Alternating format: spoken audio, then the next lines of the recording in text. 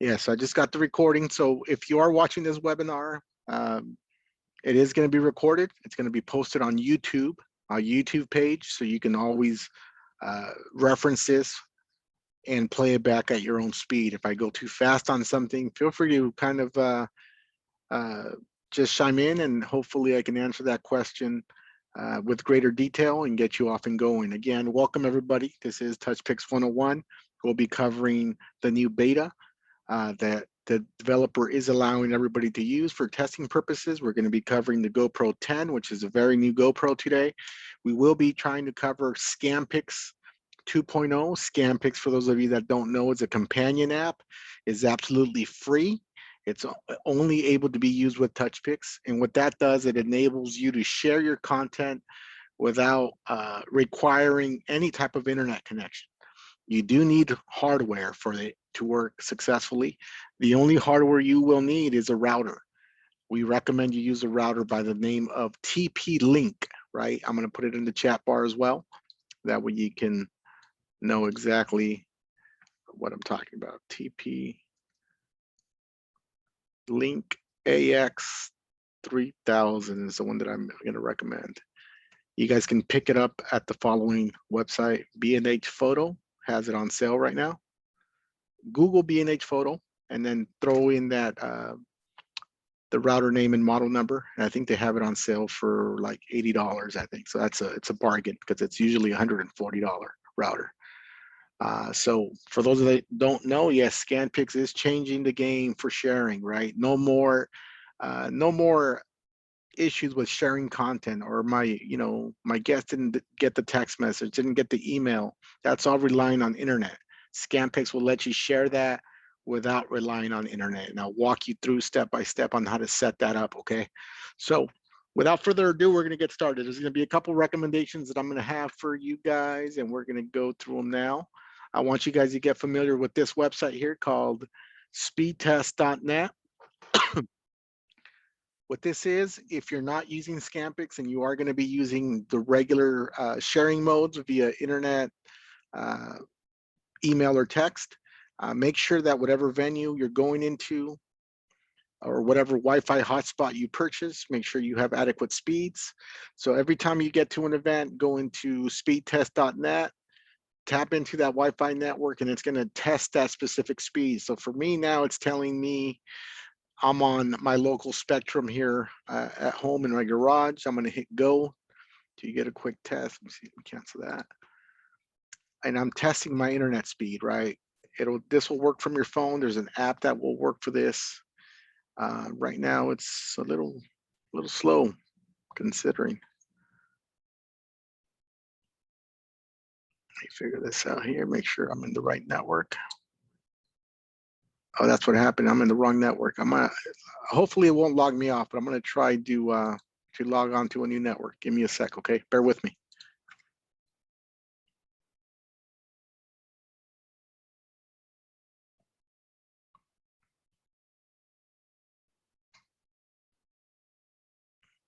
Do I still got you guys on the call? Okay, still here. Okay, yes. Cool. So I just logged off, my home network, and I'm going into my garage network, right? That's what happens when you're spread out. So I'm going to do it again. As you can see, my home network, which is pretty far from my detached garage, it was still getting some signal, but not what it should be. So I'm going to run it again. I'm going to run this test again with the correct network. So if you were at a hotel venue, a venue at a restaurant, venue at a hall, you would log into that specific internet if that's what you're planning on using. Go into speedtest.net to see how fast their internet is, and then just hit go. Once you hit go, it's going to give you a speed. So if you recall earlier, I was hitting only 40 down. Now I'm up over 300, which is, it's a huge difference, right? So this is telling me that my internet connection is good. Although my download connection is great, right? I'm not focused, or the app is not focused on download speed. What it is focused is on this second test right here. It's called an upload speed. Because our app is cloud-based. Cloud-based means that everything needs to upload onto a server before it gets shared. That's how you share your videos. It gets uploaded onto a Amazon Web Services server, and it creates a link for individuals to receive. So This is a great tool, speedtest.net. I recommend everybody get it and utilize that, okay? The second thing I'm going to recommend before we get started is actually, if you're using a computer to set up your event, which I do recommend initially, later on you can, once you get good at setting up events, then you can transition over and set it up from an iPad if you want.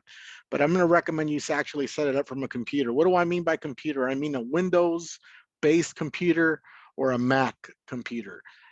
I get a lot of calls when I work tech support and they said, hey, I'm working off a Chromebook. A Chromebook is not a real computer. A Chromebook is like an oversized Android. The reason we ask for a real computer is because you can make subfolders like this and keep them organized, and they're easy to access. So what I would recommend is when you're using a real computer, whether it's a Mac-based or PC, whether it's a laptop or your desktop, doesn't really matter. Just make a folder. For organizational purposes, make a folder called Touchpix files, right? And in this folder, what are you going to put in this folder? Let me actually, let me see if I have another folder. I think I created something else.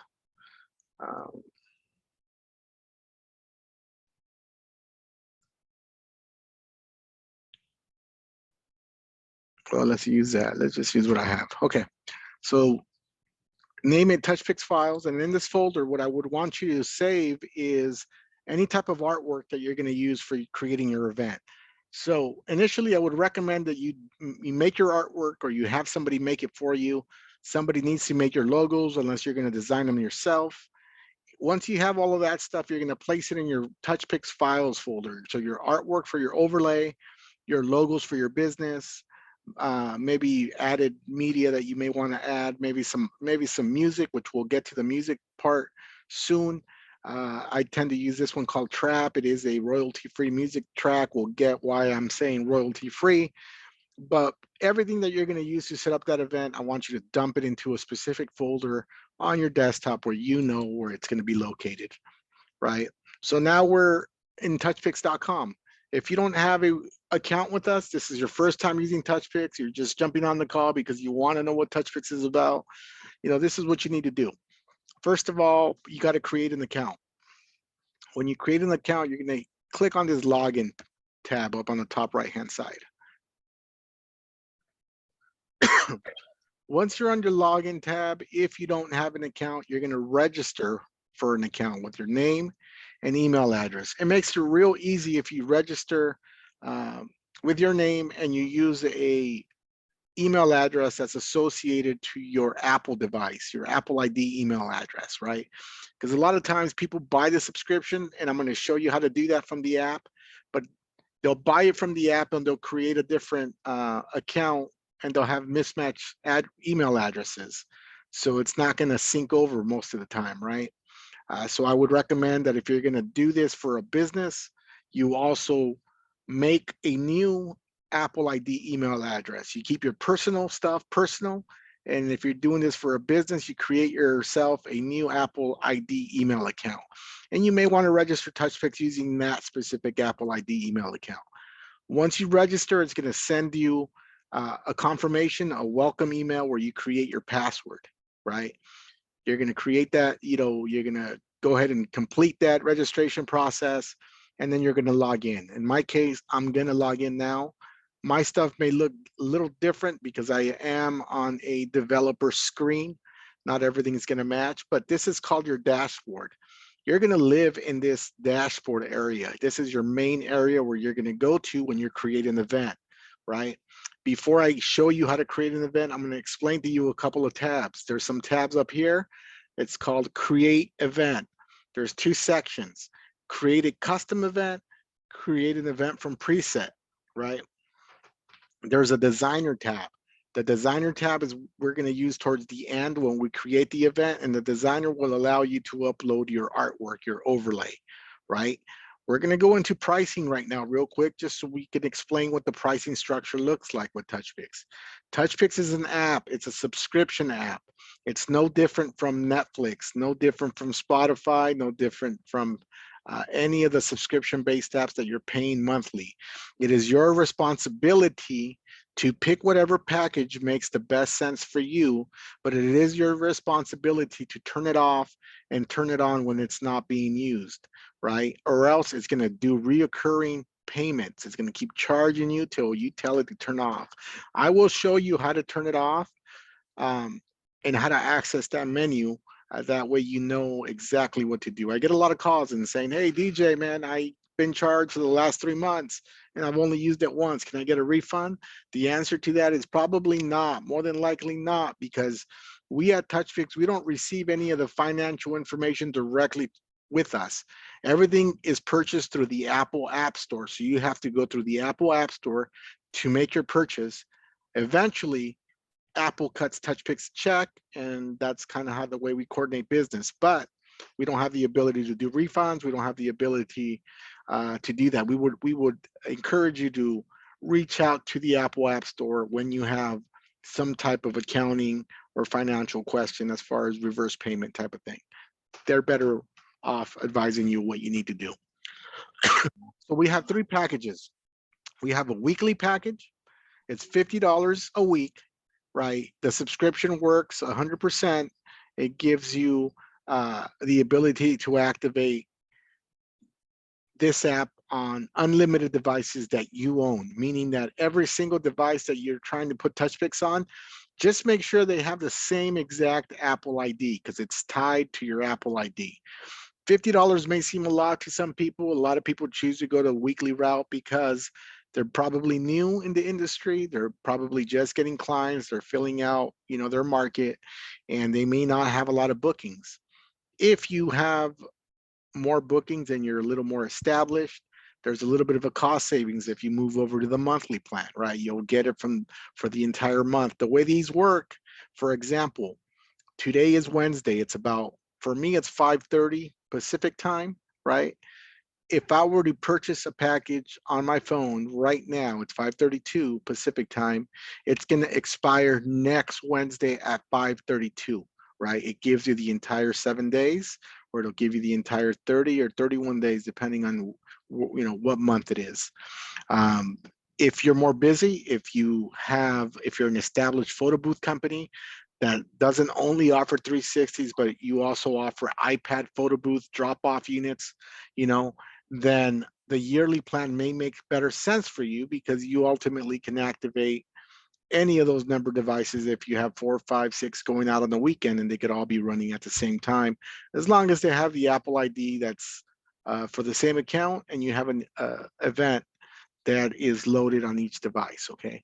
Any questions with the pricing structure whatsoever right now? All right, got it. So that is the pricing structure. I'm gonna quick question. Go ahead. What's the difference between this yearly professional and the white label? There is one white label, and I'm going to go to that. I'm going to go to that now. I'm going to show you where it's at. It's under shop, right? We have a white label here that says yearly. The difference between the white label yearly and the regular yearly plan is that this white label yearly can work on any device. It doesn't matter if it has the same Apple ID or not, right? This is what a true white label means. I'm a business out of California, right? And I am great at marketing. This is just an example. Don't take it literal, right? I'm great at marketing. I only have 6 booths. That's an example. All of my booths this weekend are booked, but my phone is still ringing off the hook saying, do you have availability for this coming weekend? I actually, because my booths are booked, I don't have any availability. But what the white label lets you do is it lets you partner with somebody that you trust in your area that you feel produces similar output to what you're trying to produce, right? And you contact them and say, hey, man, do you have availability this weekend?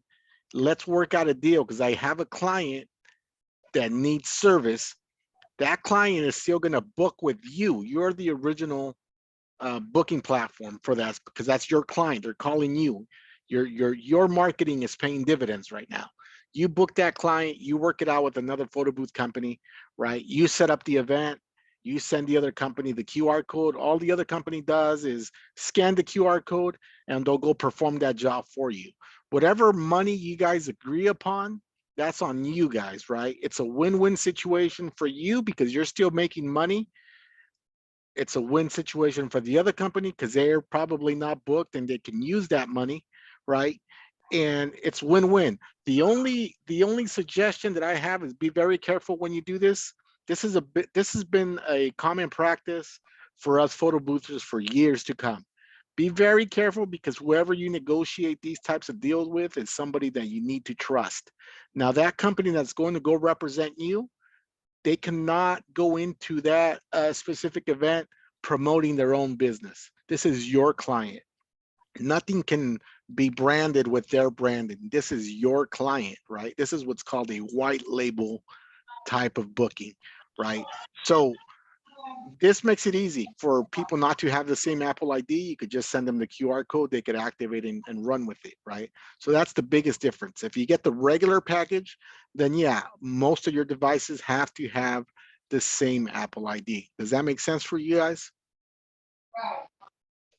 Yes. Okay, cool. I have a question. We have the 140 plan, and we did it on my phone, but we have 2 more phones arriving tomorrow, which will be the phones that we use. Would we be able to use kind of the white label where I create it and we're able to? We can set you up with a white label account. What I would suggest is take down our email and let's connect after the call. There's a process to go through that, but yes, we have white label accounts, not necessarily tied to the yearly only, but we also have them tied to the monthly. The process is a little different. I don't want to confuse people on this call, but if you're in a similar boat, just shoot us an email and say, hey, I'm interested in a white label account. Okay. Make sure that you're doing this legitimately, right? Because we are cracking down on, there's people that are trying to cheat the system. I understand that Netflix is a big company and there's a lot of people that use Netflix accounts and they cheat the system. We are cracking down on that. If we do find out that, you are using this kind of in an illegal and irresponsible manner, we will shut down your account.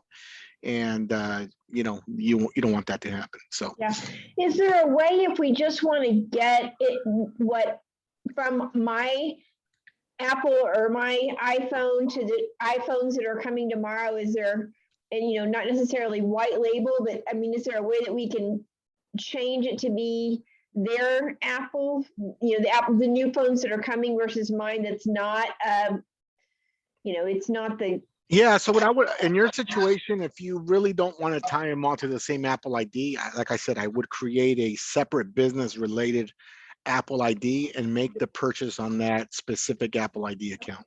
All right, we'll figure it out. Okay, thanks. Okay, sounds good. So aside from that, that's the pricing structure. I also want to show you guys that this is the shop page. These have effects that you can use on Touchpix. They're a one-time purchase. They're actually optional. You don't need them, but if you want to enhance some of your stuff without having to pay reoccurring fees to graphic designers, I would suggest you probably go with this pack here, the sparkles, light leaks, and confetti pack over the animated background effects. This is cool, but if you don't have a green screen and your lighting is not up to par, you're going to struggle with this animated background effect. This one adds confetti. This one adds different color, sparkles coming in from different angles. So it's ready to go. It's a one-time fee. Optional. You do not need to purchase it, but they're there for your use. Everything's kind of neatly categorized by template size, and it's just basically plug and play. And I'll show you one today and how it works, and hopefully that'll bring some clarity on that. Outside of that, we do offer support.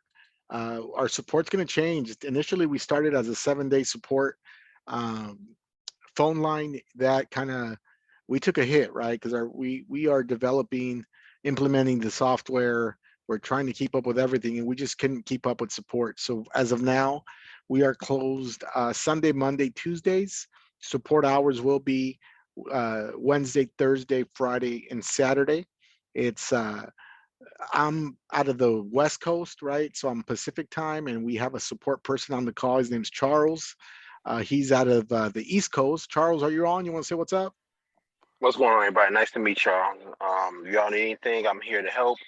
Reach out on the Facebook group and call in, but we're here to help you succeed. Perfect. That's Charles, better known as Jessica Boone, because he uses his wife Facebook account. Other than that, he's out of the East Coast. He's based out of Atlanta. I'm out of Cali. So we did a compromise and we're operating with Central Standard Time. That gives us kind of a middle ground. Right now is Wednesday through Saturday from 10 a.m. to 7 p.m., right? If you're having a dire emergency after hours and you can't get anybody on the line, this is why we tell you guys to join the Facebook group, drop a comment. One of us will see it. One of us will flag it. Somebody will tag us on there, and you're better off getting support that way when the phone support is not available. It is a toll-free number. It's 1-833-646-9955. Okay, so it looks like the email now is support@touchpix.com. Support@touchpix.com. Those are very useful references and links. Okay, so now we're about to get started. We're going to go back. I'm going to click on my account under the dashboard. This is where you live. Okay, so can I ask you a quick question about that? About the package that you were talking about, those single packages for what was it, $75 each or something like that? Yeah, you said one of them for green screen, like, right? Correct. So when you're doing a green screen, is there a certain size that you that they have to be? I typically recommend that you make them the size of the template that you're working with. Okay. Okay. Cool. Okay, no problem. No worries. All right, thank you. So we're back on our event dashboard. I'm going to go ahead and hover over create an event. There's two methods. I'm really going to dive into the create the custom event method, but I'm going to explain to you what a preset is, right? If you're struggling with music, if you're struggling with creating an event, the create an event from preset will be your friend. It's a friendly way to quickly set up an event.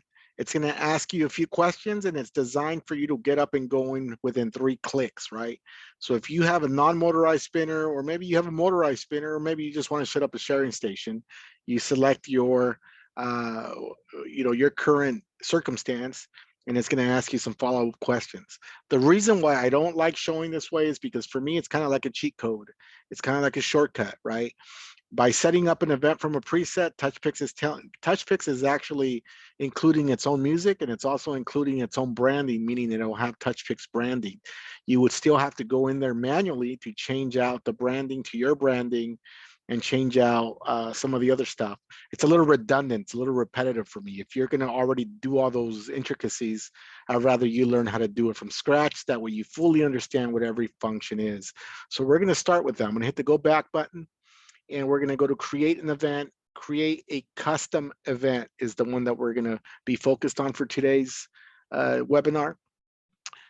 And like I said, I am going over the GoPro 10 connection, but I will make reference to the iPhones because it's an identical process except for the end, right? So we're going to name this event, and we're just going to call it webinar. Today's the 29th. I'm just going to call it the 29th, right? Give it today's date. But this could be Teresa's birthday. This can be Valerie's wedding. This can be whatever you want it to say. You'll name the event. It's important that you name it something that you're going to recognize. That way you don't get confused. The language is English. Country of origin, it is the US of A. If you hover over these question marks, it'll give you an indicator or an explanation of what those features do. The countdown, like any other photo booth that you may or may not have used in the past, what it does, it gives you some time for you to prep your guest, right? So if I put a countdown of 3, it's telling me that it's going to do a 3, 2, 1 before it actually starts recording. During this time period is when you tell your guests, because there's a lot of people who have never been on the 360 platform before, right? So they'll be like, how do I move? What do I do? Or there will be people that actually move in slow motion because you're telling them this is a slow motion video cam. And for whatever reason in their head, they think they have to move in slow motion. So this is your opportunity for you to kind of interact with your guest and explain to them what the process is. Easy. For me, if you have a manual spinner, say, hey, look, there's going to be a countdown. When the countdown hits 1, you can start moving, doing something fun, dance on the platform if you want, and just follow the camera to the best of your ability. You don't have to do it in slow motion. So if you have a manual spinner, when the countdown hits 1 is when you would probably let go of the arm and give it a good spin. If you don't have a manual spinner, you have an automatic spinner. Same thing applies. You can actually start your spinner whenever you want to start it by hitting the on button, or you can wait till you see the countdown hit 1 and start it then, right? So this is just the countdown. What the beep sound is, it gives you a buffer for every second the countdown hits. What that means is for every second, it's going to give you an audible sound, just a loud beep. Most of us work event industries. It won't matter whether this is checked on or off because you might not be able to hear it because the DJ music may be blaring in the background. But this is an option in case, you know, you want the auditory sound to give you an indication of where the countdown is. Mirror overlay preview. I'm going to go ahead and deselect it, make sure it's not checked on. What this does is towards the end, when you upload your artwork, the artwork is going to look like it's backwards, right? It's going to give you that mirror effect. So the text is going to look like it's backwards. It doesn't matter if you leave it on or off. People get alarmed. Sometimes they forget to turn it off. And when they hit record, they'll see their overlay appear backwards on the screen. The final output will fix itself. It's just a funny feature, I think, in my opinion. I wouldn't worry about it too much and just go ahead and hit disable and you don't have to deal with it. If you are using a GoPro or if you're using an iPhone, I recommend you check this off. I'll explain why I do it this way, but I want you guys to check the rear camera. So Touchpix works on a few devices. Touchpix works on an iPhone 11, 12, 13 now, any type of model. It doesn't have to be your Pro, it doesn't have to be your Max Pro. It can be a mini if you want, right?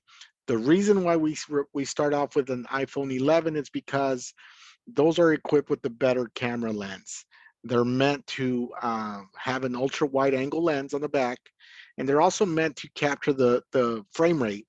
To record slow motion, you need the video camera to capture a high frame rate, right? So I'll explain the settings to that as we move forward, but those are the devices that we recommend: iPhone 11, 12, or 13. If you're using a GoPro, we recommend you use any GoPro from the model 6, 7, 8, and now we're beta testing 9 and 10. Black, they have to be the black version. Why does it have to be the black version? Because they also make GoPro similar to the way they make iPhones, right?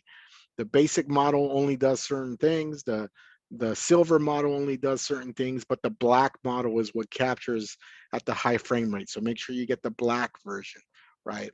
So even if you're doing a GoPro, I'm gonna have you start off with checking the rear camera, pretending like you're setting up an event for your phone.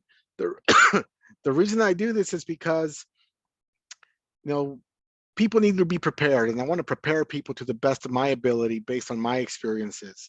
If my GoPro battery dies, if my GoPro cable takes a dump and it's no longer working, something malfunctions with my GoPro, I want you guys to be able to pivot right away and place an iPhone or an iPad on the cradle and continue with your events without having to stress out of going into the camera settings and setting it up that way.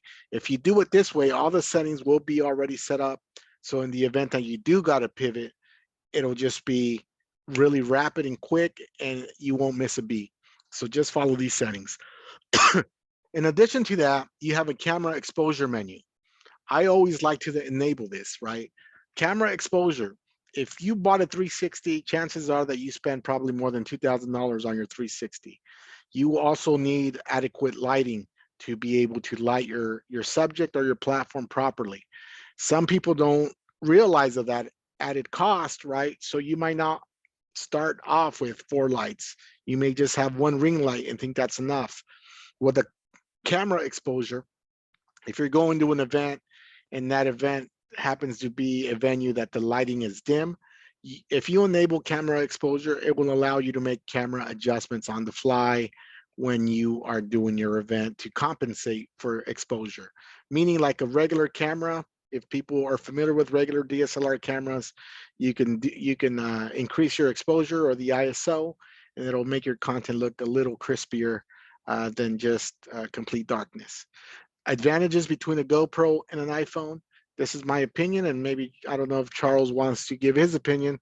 I started with an iPhone. I've been using an GoPro lately, just because the technology is quickly advancing. GoPro, the iPhone is a lot easier to use with Touchpix. I think the output is phenomenal if the lighting is up to par. The GoPro is more forgiving with a low light sensor, right? So the GoPro is easier to obtain a better quality if you don't have perfect lighting, versus the iPhone. You do need pretty good lighting for it to produce a similar like quality, right? You want to give your input on that, Charles, or negative? Definitely agree. And I would just say, think of it as, your iPhone being an easier to start kind of option. You can always advance to a GoPro. The GoPro going to have its own challenges. You can do a little bit more with your iPhone. The TV is a little bit simpler. So, it's more built around the Apple, but if you're willing to learn, you're willing to put the work in, the GoPro definitely would be a good way to go. If that's the way you choose to go. And with the new ScanPix, it makes it even better. Yeah, so that's great advice. So yeah, it is easier with the iPhone. It doesn't mean that one's better over the other. It comes down to how technologically savvy are you, and how easy do you want this process to be, right? The iPhone is easier. You can use a screen mirror to your Apple TV and it'll mirror. That's something that the GoPro cannot do. So it has its pros and cons, and you use whatever is available to you. Anybody have questions? Yes. So how do you share in terms of the screen if you're using a GoPro? I'm sorry, what was your question? You just mentioned that if you're using a GoPro, it's harder to share, like if you're using an iPhone. So my question is, if you want to share for a sharing screen to a TV, how do you do that with a GoPro? Yeah, so the GoPro, and I'm going to explain and let you guys see that as I move forward, but the way you share with the GoPro, no matter if you use a GoPro, you still need an iOS device controlling it. So the way it works with the GoPro is going to communicate with either your iPad or your iPhone wirelessly. So that iPhone, that iPad's what controls the GoPro through the app, right? So once you're initiating a record session, the GoPro is going to be controlled through the app. It's going to record its session. Once it's done recording, it's going to transfer the files back to the either iPhone or iPad, where then the app processes the video, adds the overlays, adds the music, and you can either share from the iPad itself, or you can have another sharing station on the side and share that way. And I'm going to show you guys an example of that as I get towards the end of this. So as I scroll down here, we're not worried about printing because you guys got to be mindful that Touchpix is also a photo booth app, and a lot of it was created before. So I'm going to go ahead and hit no printing on this. And these are your experiences that you're able to activate on Touchpix, because it is a photo booth app. You're able to do photos, you're able to do boomerangs, GIFs, and videos, right? We're not worried about any of these for today's webinar. We're only focused on the slow motion for the 360 platform. So we're going to go ahead and leave the slow-mo checked. This is your recording time. This is how long your GoPro or your iPhone is going to record for. It does not mean that this is how long the video is going to be. It just means that this is how long it's going to record for.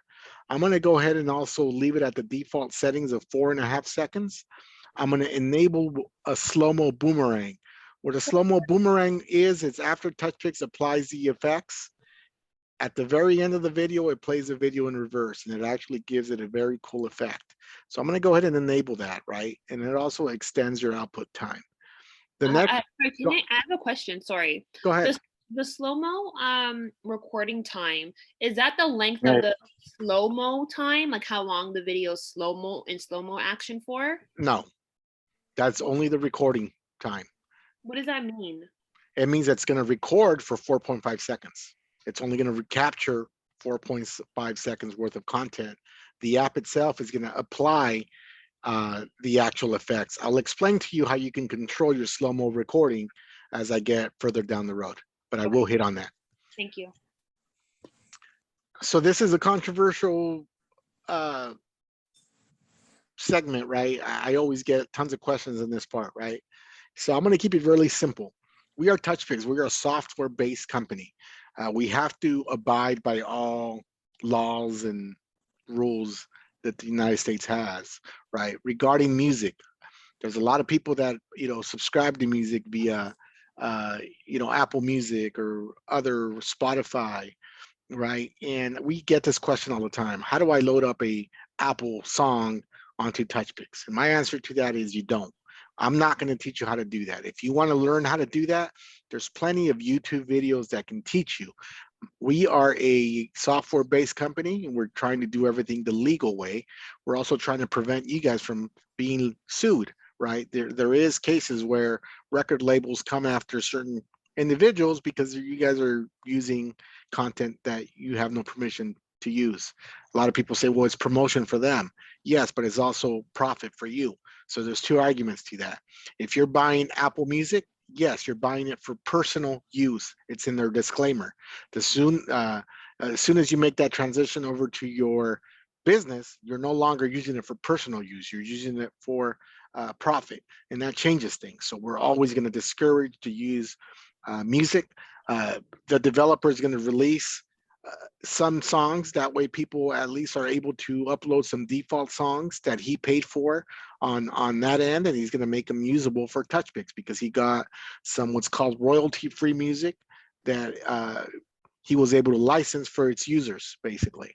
The way you do this is once you have an MP3 file, because it only accepts MP3 files, make sure it's an MP3 file. Apple Music, they're smart with their things, right?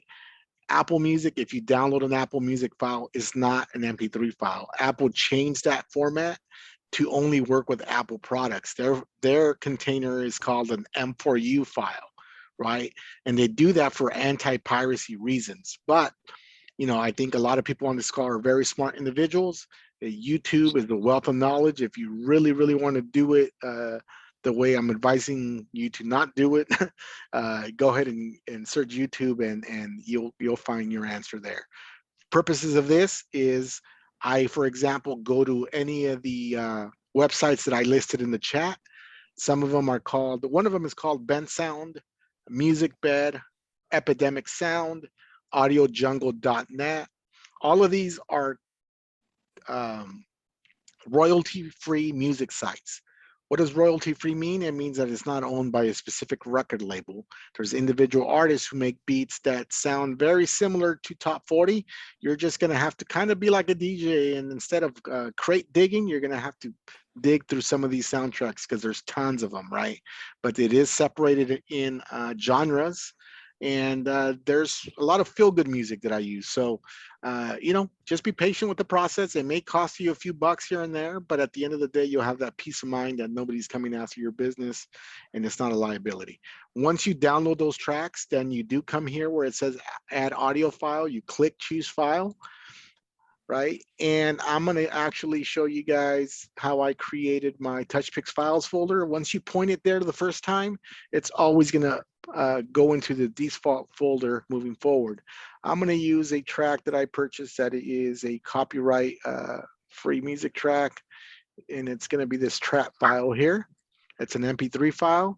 If I hover over the track file, you see it's an MP3 file.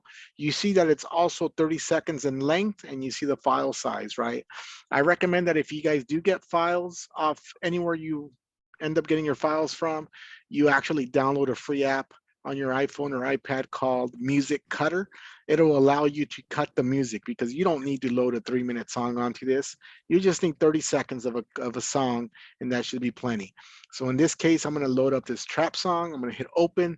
As you can see, it now says trap here, and it's now loaded into this specific event.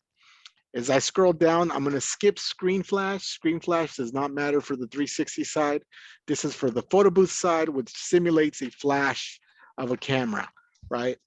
We're now in the timeout section. What this means is Touchpix is a powerful software. It gives you options to create surveys, options if you were to do a photo booth to apply photo props to pictures. It gives you obviously the prop option, and this is really not important for the 360 world. There's only one section that is. So what you would need to do here is 0 out everything with the exception of sharing. You can leave it at 12. Sharing means that it'll give a guest up to 12 seconds to input their email address or phone number. That way it's sufficient time for them to punch that in if they want to share it, okay? So sharing is the only important one here. Everything else is zeroed out.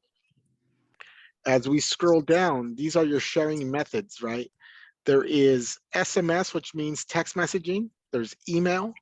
I'm not going to use Facebook. I'm not going to use, well, this is kind of new here. I might want to use this. WhatsApp, Twitter. Okay, so this is what I'm going to use.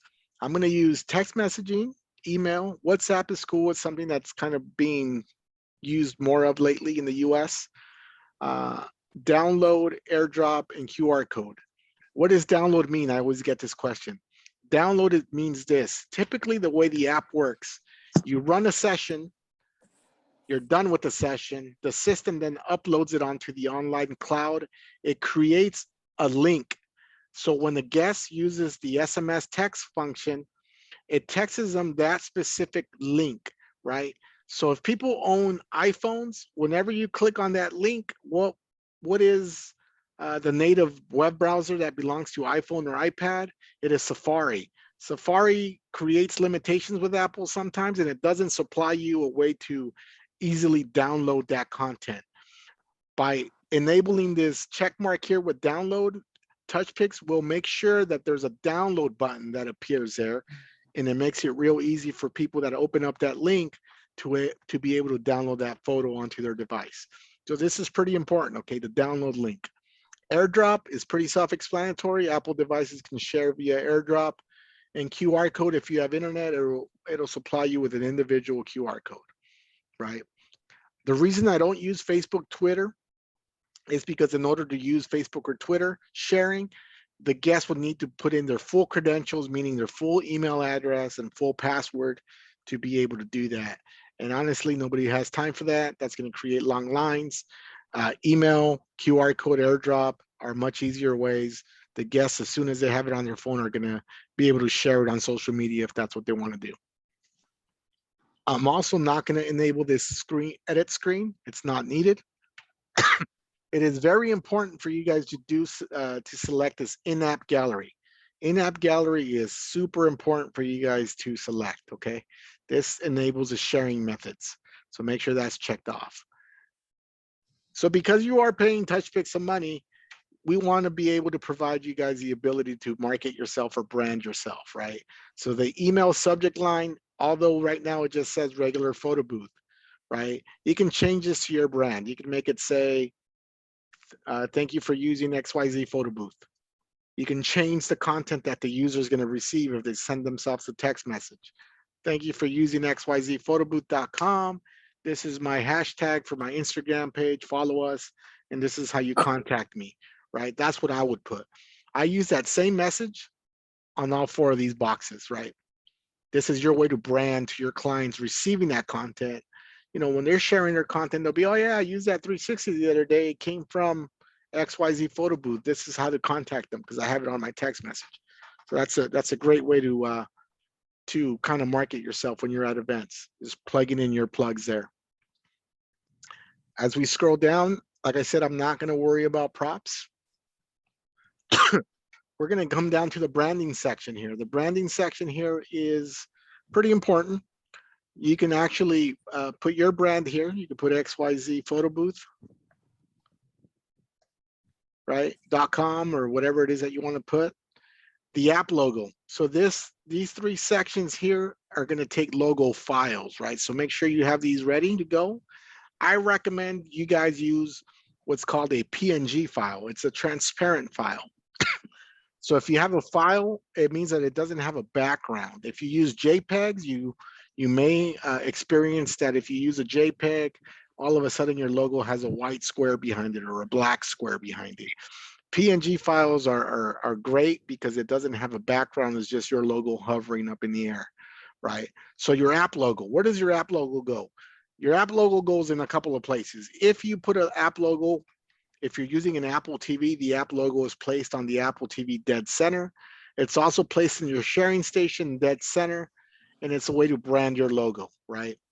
The app background, where does the app background go? The app background goes behind the functions on your iPhone or iPad. So as soon as you hit slow motion, you'll be able to see that app background logo right behind your functions, right? And you want to personalize it either to your brand, or maybe you're doing a wedding and you want to say, you know, the wedding of Tara and Jim or something like that.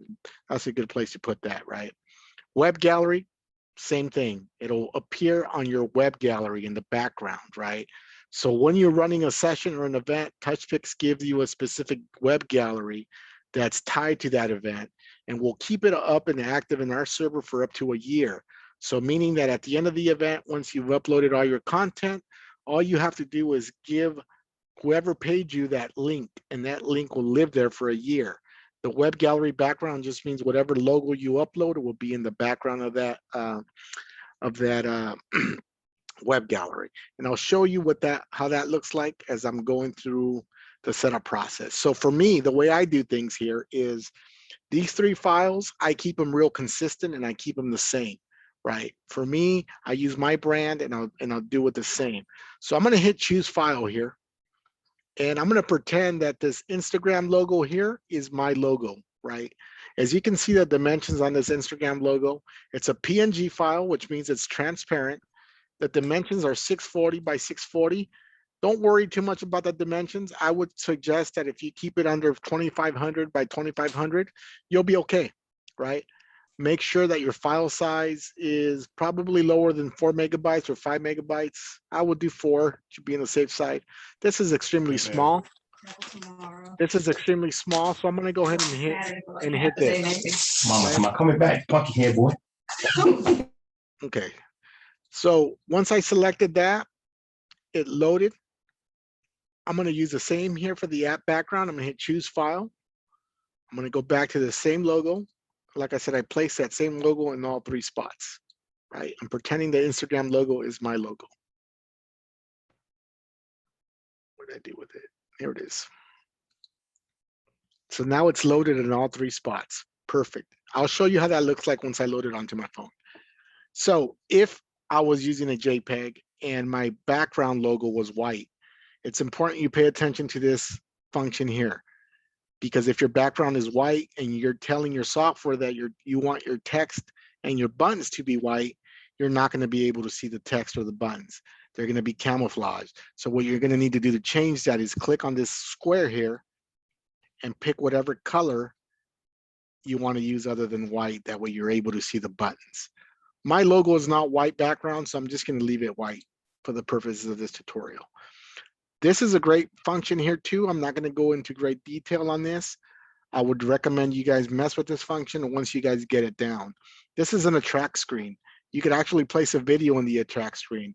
What is an attract screen? An attract screen is if you're doing a wedding and nobody's using your booth and it stays idle because maybe the wedding party is doing their speeches, it'll play a video as kind of a way to attract people over to your to that specific 360, right? There'll be some movement, maybe a picture, whatever you guys want to use here. As soon as you tap the screen, the attract screen disappears and you're given your normal settings. You don't need to put anything here. If you guys want to play with this function moving forward, you guys can load any type of file as well there and play with those functions. Again, this is just a way to enhance or personalize that specific event. If I scroll down now, we're at the data collection. So Touchpix is also, like I said, a photo booth software.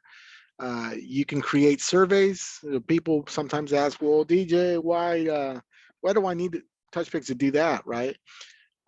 Maybe you you get hired for an event for a photo booth later, right? And you're getting hired by a car dealership that wants to collect email addresses to be able to market to its potential clients. Car dealerships are notorious for hiring photo booths because they're providing a free digital photo, right? But they may want to collect data. One of the data questions may be like, I can create a question here saying, are you planning to purchase a new car between the next 0 to 3 months, 3 to 6 months, 6 to 12 months, right? What are you looking for in a car, and give it a couple of options, right? That information is invaluable for people like car dealerships or whoever corporate clients may be. You can customize this, but at the end of the day, you're not only providing a photo booth service, a digital photo booth service for somebody, you're also collecting that valuable data that they want to use to market or to collect analytics as far as knowing when this person wants to buy a car, so they can hit their marketing team and they can contact them that way. For the purposes of the 360, I'm not going to touch on that.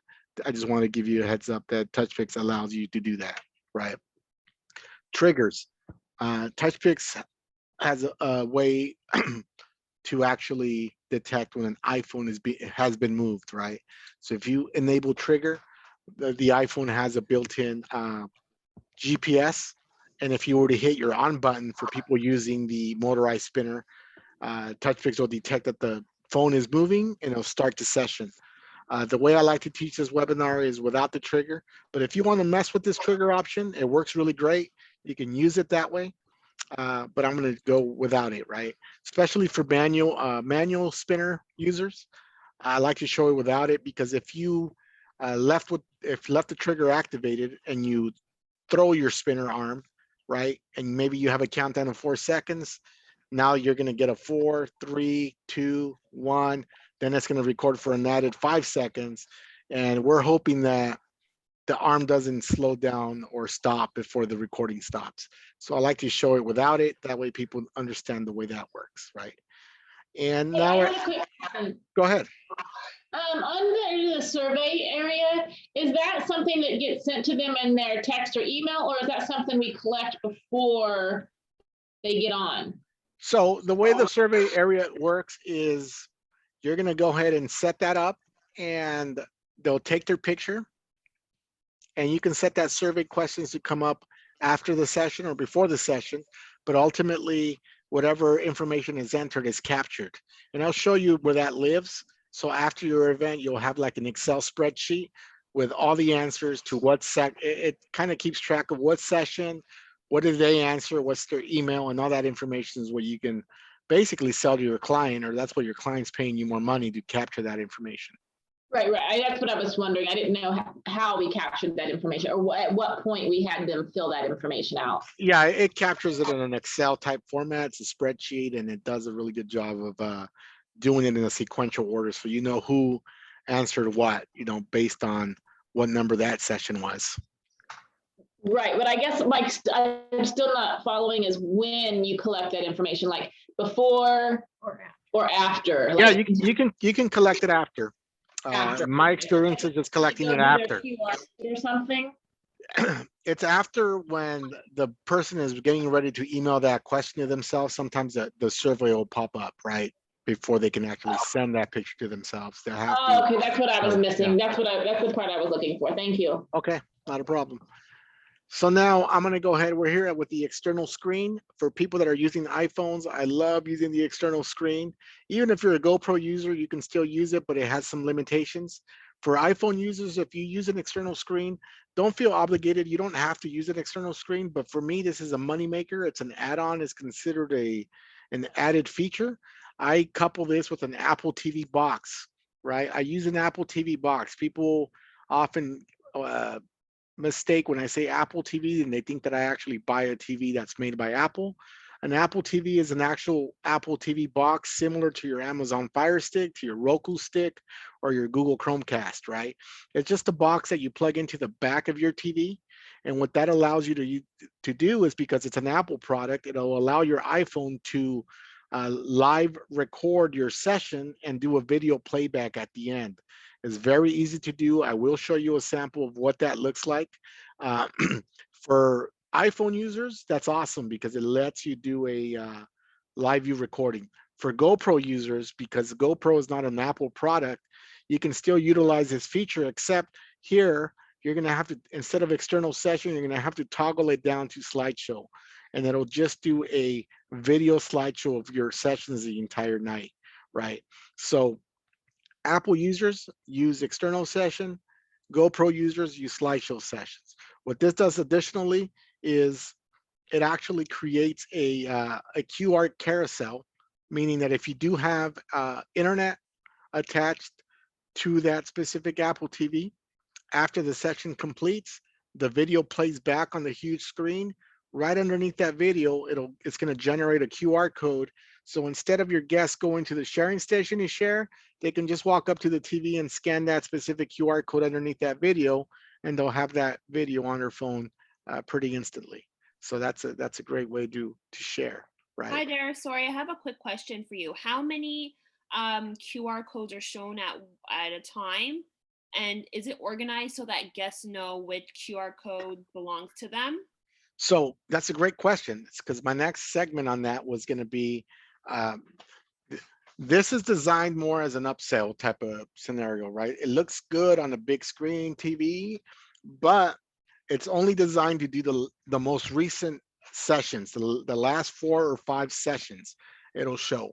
There is no way to go back an hour earlier to present those QR codes to your clients, right?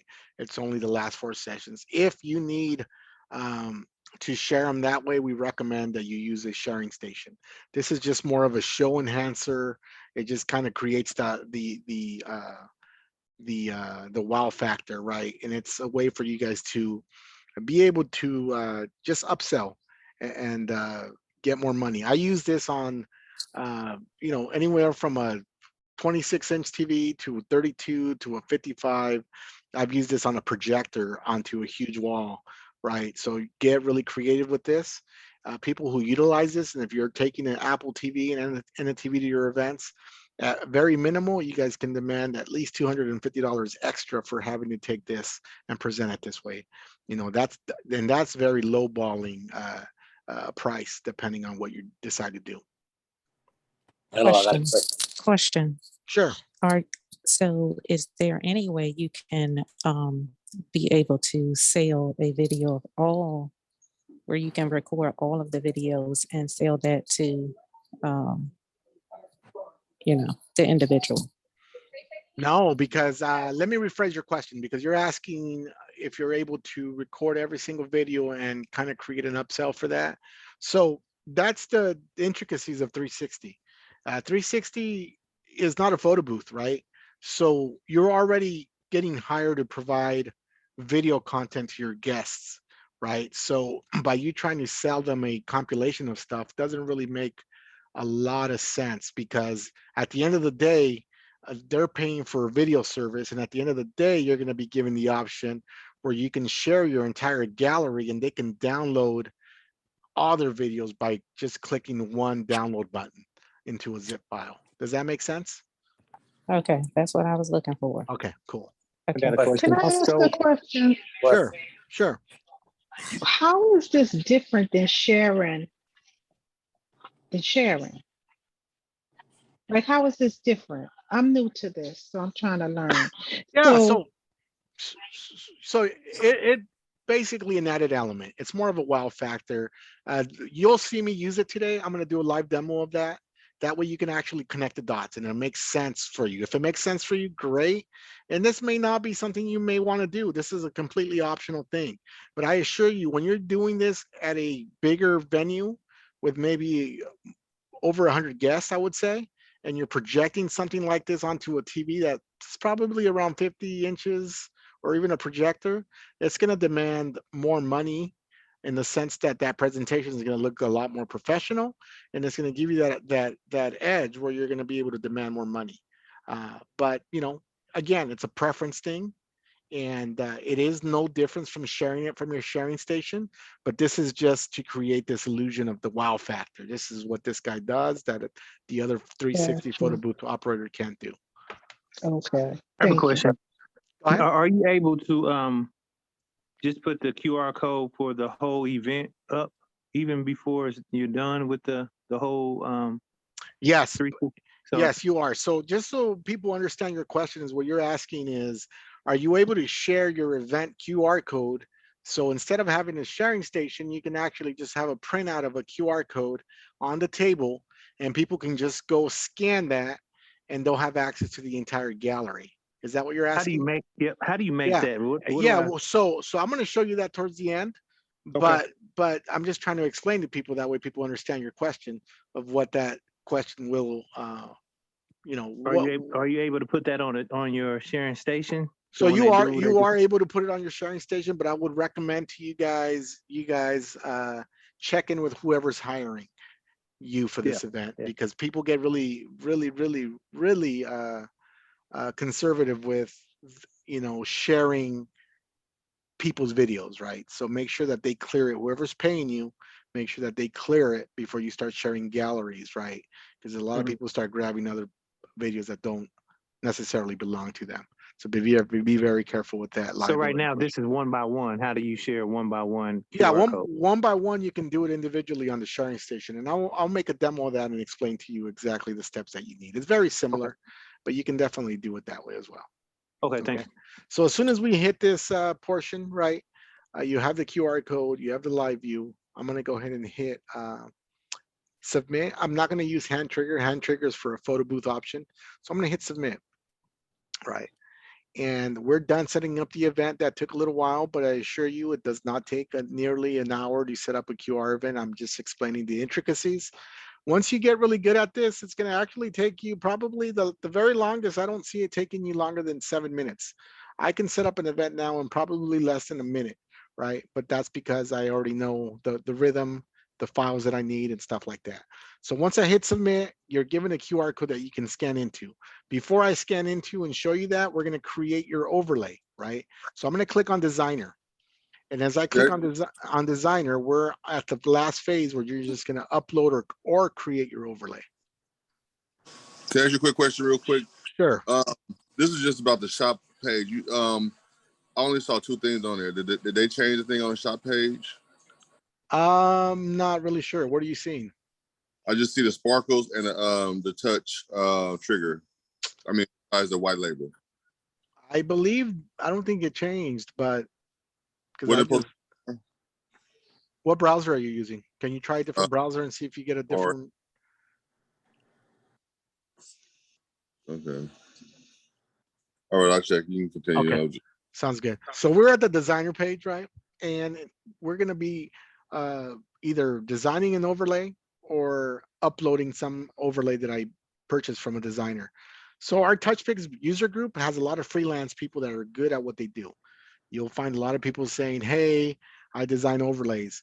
I want you guys to be very cautious, because we've also experienced that there's a lot of people taking advantage of the group and are pretending to sell a product and basically cheating honest people of their money.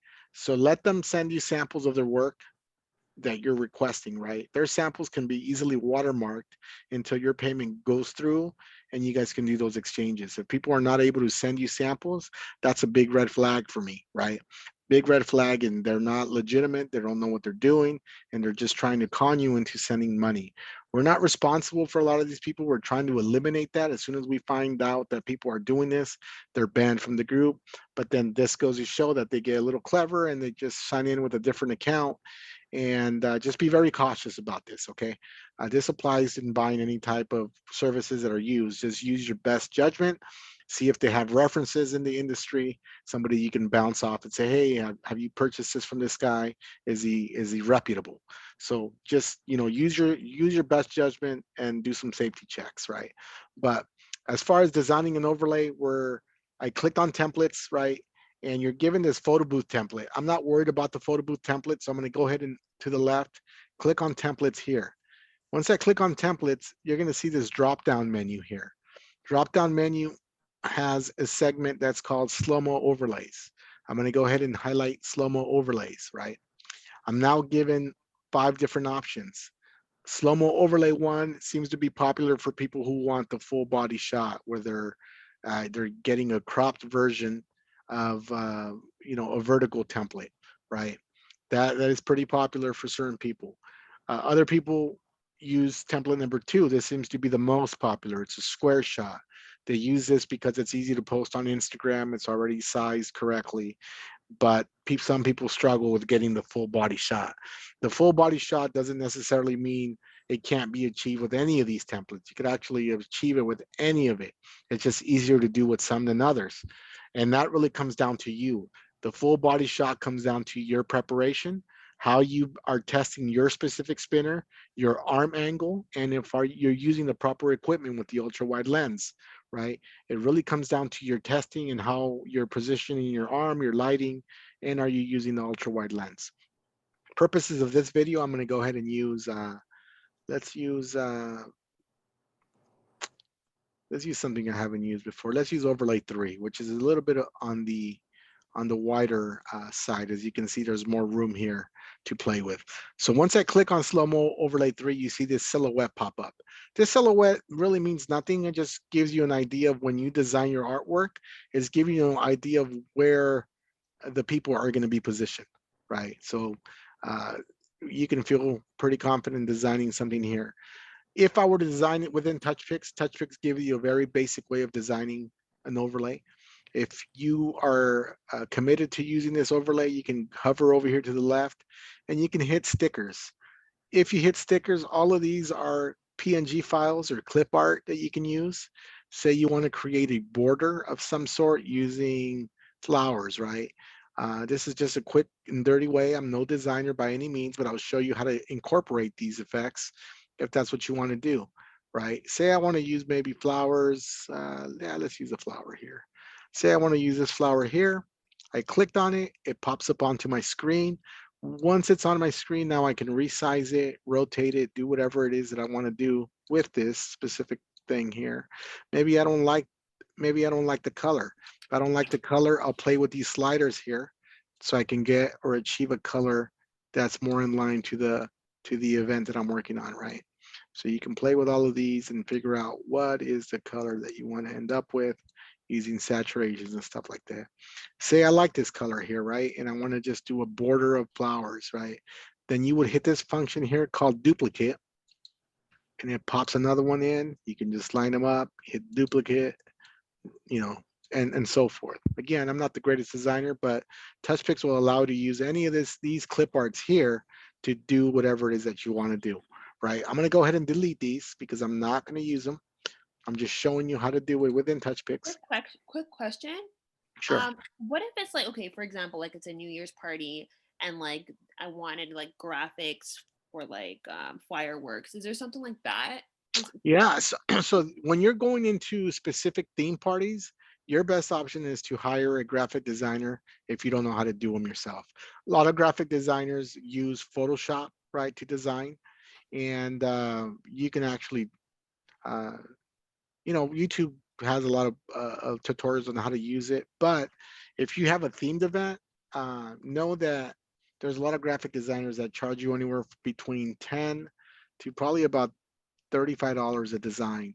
I know that's not an expense, but if you're doing it properly and you're doing like a New Year's party, then you're charging a premium price for your New Year's party.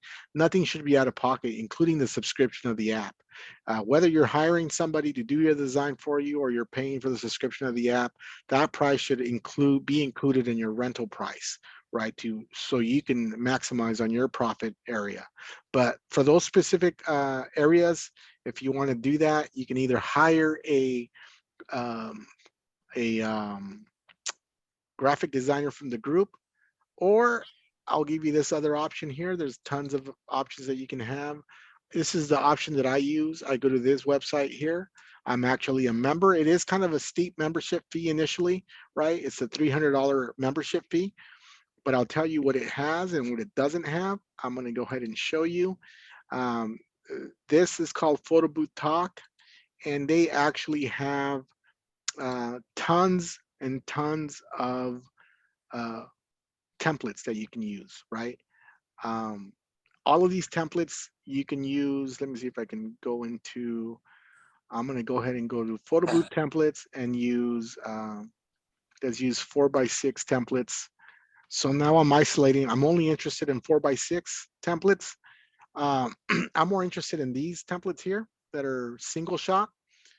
I can download any of these templates if you're a member, if you become a member. All of these, if you buy them single, this is how much they charge per template, $15 to $35. But if you become a member, you can download unlimited amount of templates basically throughout the year for that membership fee. That first year is a little steep, it's $300, but every year after that, it's only $99, and she updates her template designs every month or so she has a new design for every type of theme, right? Halloween's coming, New Year's coming. The thing with these templates are, just because you see it saying something doesn't mean that that's what it's going to say. She gives you all the resources on how to make these changes. If you have Photoshop, they're already there. All you do is go in there and edit and change the name. The fonts are already there. The designs are already there. Very easy to use. That would be a suggestion that I would have if you're constantly paying somebody to design your templates. This is well worth that investment. There's another person called Photo Booth Graphics by Clay Moore. He sells more individualized templates, but again, they're individually priced. This is kind of more of a membership price. And the thing with her too is her fees. If you have a website, I'm going to go to my website real quick, just so that way you guys can see. If you have a website, she gives you what's called a widget, right? So my customers go here to where it says template design. I'm getting off topic here, but I'll come back to the software. If you go to template designs, she gives you the options where now you could offer your clients these templates. All your clients need to do, say your clients are into 4x6 horizontal photos. All your clients need to do now is come in here and say, okay, I like this template. They'll just click on it. They fill out this form and I automatically get an email saying exactly what they want on that template, and I design it myself. Very quick and easy to do, very resourceful. I highly recommend this for anybody getting into the industry. But again, if you Can don't I jump have, in real quick? go ahead. So everyone, I just want to kind of like throw it out there that this, of course, is part of your booth, and this is part of how you're going to run your business. So like, well, the biggest thing is learn the software first. If you want to create your own templates, you want to do things like that, you know, make that a second thought towards learning your business, and then go down that road. But right now, just find someone who's responsible, who's going to help you to create those templates for you, make your business look professional, and start your business off on the right track. Sorry about that. Yeah, that's great. So yeah, we're equipping you with suggestions. We're equipping you with people that not necessarily like to share this type of information. We don't know where you're at with your business plan or how you're doing. We're just trying to show you that you have options, right? You don't necessarily have to go and create an account or become a member there. You can buy them individually. You can have a graphic designer buy them, or you can take some time and learn Canva and go through YouTube and design them yourself. But we're trying to just say that you do have options, right? Other than what Touchpix is allowing you to do here. If you buy a template or you have somebody that designs it for you, the other option you can do here is use the upload button. I'm still using template 3. I'm going to go ahead and use upload, right? Once I hit upload, if you hover over these question marks, it actually breaks down the template sizes for you. So if you do hire a graphic designer, they're going to want to know what the size is of that template, you know, that you're using. Template 1, it gives you the size right here, 2, 3, and 4, right? So if I had something custom created from a graphic designer and they email it my way, I'll save it into my folder and I'll hit browse, right? It's taking me back into that Touchpix folder. And now I'm going to look for that template that I guess I created. And I'm going to select it here, hit open, right? And it's right here on my left-hand side. Once I hit browse, I'm going to click on it.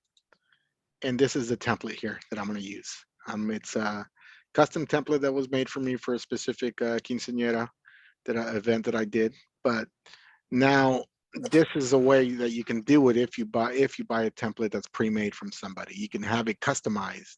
You know, the lady before me asked about New Year's. You can definitely have these customized for New Year's to your liking, right? So I'm gonna rock with this template. So now that it's loaded and I see where it's covering, you know, I think it's a perfect template for this. And once you're done, you're just gonna hit add template right here on the top right-hand side. It's adding the template. How do you get the size again? What's that? How do you get the size again? Right here, you hover over the question mark and it's right on the lower hand side right here, over the question mark. Okay. So it turned green once I hit add template. So now I'm gonna go over to my account, right? Back to my dashboard. I'm gonna go to events. And now I'm ready to scan into this QR code. I don't wanna confuse you guys, but I'm gonna do it here anyways, right? This event here, 9/29/21, is the event that I just created. If you guys are gonna use a sharing station, a separate sharing station on your iPad, what I recommend you guys do now after you create this event is hover over this manage button here, and you're gonna wanna duplicate the event. Hit duplicate. It's gonna ask you to name it, and it's gonna name it copy, but in my case, I'm gonna name this duplicate sharing station. The reason I'm doing this is because I want each of my devices to have an independent QR code, right? I don't want my devices to share one QR code because things can get a little confusing if you do it that way. If you're trying to close out an event and you're using a QR code that you loaded on your iPad and iPhone, you know, it's going to be problematic when you're closing it out because one event's going to close successfully while the other is going to be left hanging. So now, I have go a ahead. question about Go that. ahead. Go ahead. So I did this for the event I had just recently, a Sweet 16 party, and my pictures did not download to the sharing station. And I followed your instructions precisely, but when I got home, I deleted the duplicate event and then added the original event to my iPad, and then all of the videos started going over from my phone to my iPad. But of course, it was too late because the event was over. So did I do something wrong? Yeah, so it sounds like you had a connection issue at the event. So no, it wasn't a connection issue. So let me finish, please. Let me finish. Okay. All right. Okay. This is my experience of what you might have encountered. You had a connection issue with whatever phone was controlling as a sender to the receiver. So look, the reason why we have you do it this way is because your actual phone, whatever's capturing the event, is actually the device that's going to be the controlling device. You're going to want to pay attention to the gallery on that device. The gallery on your sharing station for closing purposes, for me, it really doesn't matter. It's just, for me, it's a better way to separate both, knowing that this is my sender and this is my receiver. Ultimately, this device here will have all the original content because this is the capturing device, right? The issue that you just explained, where you may not have had all the videos appear on your iPad, is because at some point during that event, the only reason those videos don't appear is because there's a connection issue between your sender and your receiver. But you will always find the original files on here. So if you did have a connection issue from sender to receiver, you can always go to your iPhone, or if you had another iPad there, you'll always find that video and share it from that device, right? There was just some break in connection between these two devices at that event. Does that make sense? Yeah, but you didn't understand me, but that's fine. I figured out the issue, but thank you. Okay, so yeah, maybe I didn't understand your question, and I'm sorry if I went a different route, but I understood that your sharing station didn't have all the videos. I have a question. Go ahead. Sorry, so I keep trying to get my sharing station to work. So I took your advice from like last time I asked the question, and that like my connection was better. However, my text messages weren't coming through. So I had to go back and find, like, I mean, it wasn't a big event, but people who had iPhones, like I would just kind of airdrop them their videos, but the text messages wouldn't come through. So the text messages weren't coming through, and see, so there's a misconception too, because this, I want you guys to understand that we try to ensure that you guys are equipped to handle these types of like little troubleshooting events. So the misconceptions, and I don't know specifically what your scenario is, but the misconception is that if you look at your phone and you see that your Wi-Fi has full bars, the misconception is that sometimes you believe that you have full signal. Without running a successful speed test, I don't know whether or not you have actually full signal and what that looks like. That's why I explained the speed test at the beginning, because it's important for you to know where you're at, right? If you have a hotspot, if you have internet connection, that's only as good as your cell phone service provider, right? So if you're in a spot where you have 1 bar of service, but you turn on your Wi-Fi, a hotspot, even though your device is going to look like it has full bars of Wi-Fi, you're still operating with 1 bar of cellular service, which is your connection speed. So there's that misconception sometimes that because you see full array of bars, you're assuming that your connection was strong. So that's why we always refer to you guys, hey, always go to your speed test app to make sure how fast your internet connection is, right? Because that's going to determine whether or not your videos are going to go through or not.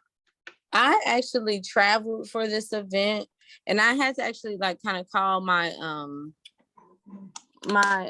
provider because I've been trying to kind of like change my whatever it is so that I have better connection and all that. And they told me that depending if you're not always there or whatever, like it kind of like, I don't know, slow downs or whatever. So, I mean, even if I do the upload speed, the test, because I have that, like how is there no way to troubleshoot that to get that to come through? Because I had to actually get home, you know, travel all the way back home, which was like an hour and a half away, close out my event. I mean, I hope people got their videos, but I know people with iPhones definitely got them.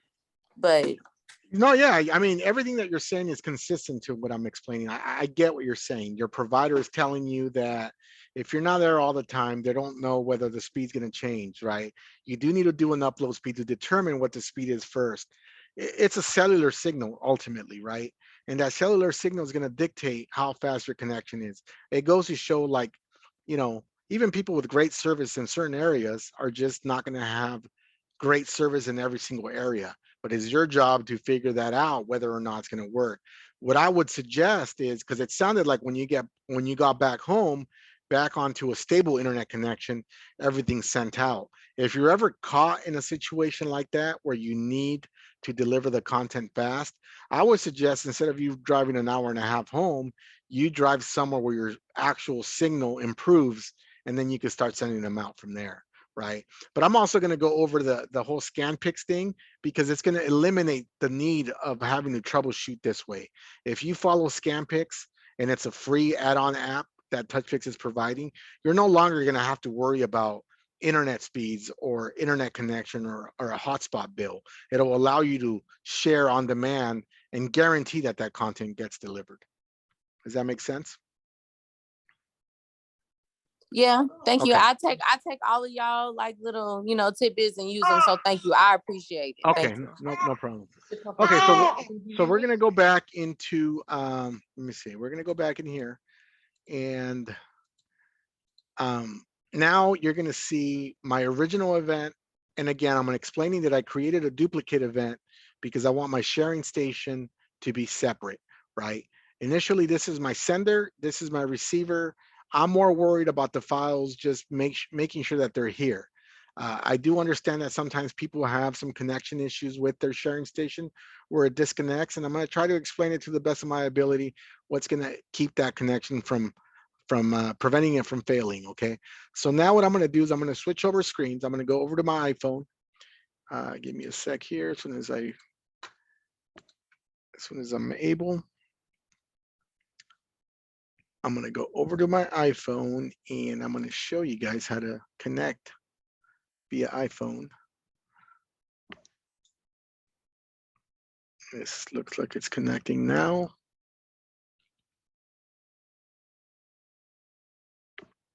So now what I'm going to do is I'm going to go ahead and open up Touchpix. This is the Touchpix app here. I'm going to open that up.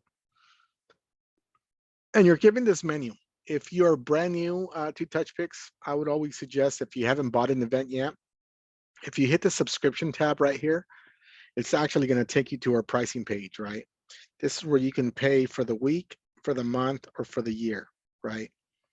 Right above that, there's a button called Restore Purchase, meaning that if you are using multiple Apple ID accounts, it's always good to come here and just hit Restore Purchase to make sure it's in sync with your account.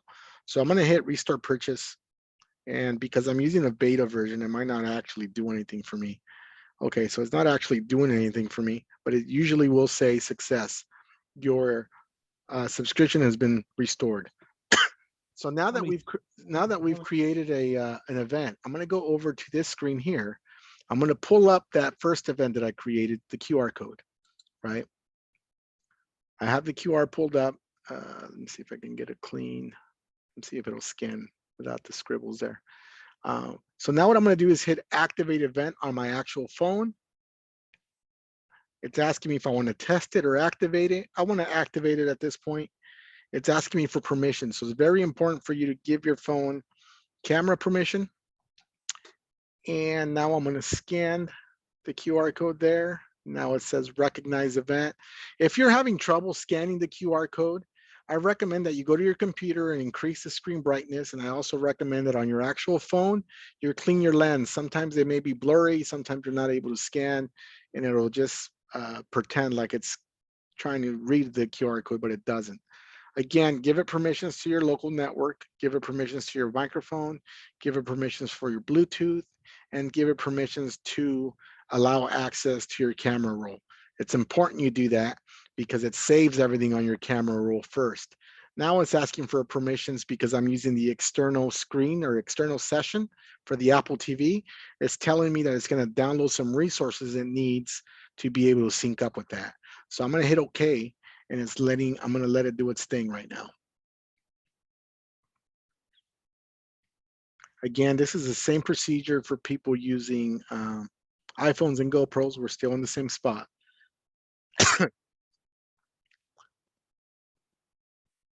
Okay, so now that it loaded up that specific event, if you pay attention, I'm going to blow up this screen now. If you blow up this hamburger button here, you tap on that, you're going to want to go into settings, right? Settings. And right off the bat, when you install it for the first time, your settings are going to be by default onto medium quality. I want my settings to be set to the ultra high quality, meaning that it's going to record at the highest quality possible for that device, right? From there, I'm going to go ahead and hit this arrow. I don't have a printer right now, which is great. The camera, right? For now, before I enable my GoPro, what I'm going to do is make sure that this phone is set up properly in the event that I have to ditch the GoPro. So the way I like to teach my stuff is go down here where it says lens, and I'm going to select the ultra wide lens. If you're using an iPad and you don't have that option, then just leave it at wide. It's fine, right? Then it's asking me that I got to change my slow-mo speed. I'm going to hit understood. From there, I'm going to go over here where it says slow-mo speed. I'm going to go ahead and select that. And I'm going to select my slow-mo speed to reflect 1920 by 1080 at 120 frames per second. Okay. And from there, I know that my settings are proper. They're great in the event that I got to ditch the GoPro and go to my iPhone. If you don't have these exact settings, and if you're using an iPad, make sure you go to the closest settings. So if you don't have these settings, you're using an iPad, still use the rear camera, but use 1920 by 1080 at 60 frames per second. Okay, so then I'm going to go back. So now at this time, I'm going to go ahead and actually switch, toggle this over. Again, yours might not look this way because this is the beta version. This is the free version that he's allowing everybody to use. And I'm going to select GoPro, right? I'm going to select GoPro at this moment. So now I'm going to actually toggle over my camera, and I'm going to go over to the GoPro side of things. Give me one quick second, and then you'll see my actual camera on my GoPro. Let me see.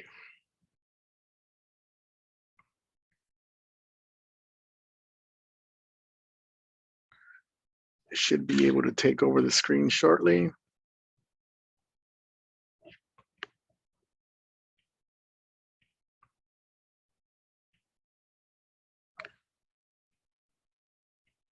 Okay, I'm going to use my regular camera. Okay, here we go. So now we're going to go to the GoPro, right? This is where my GoPro lives here. It's on the 360. For people that don't know, I'll share some tips, some tricks that I use, right?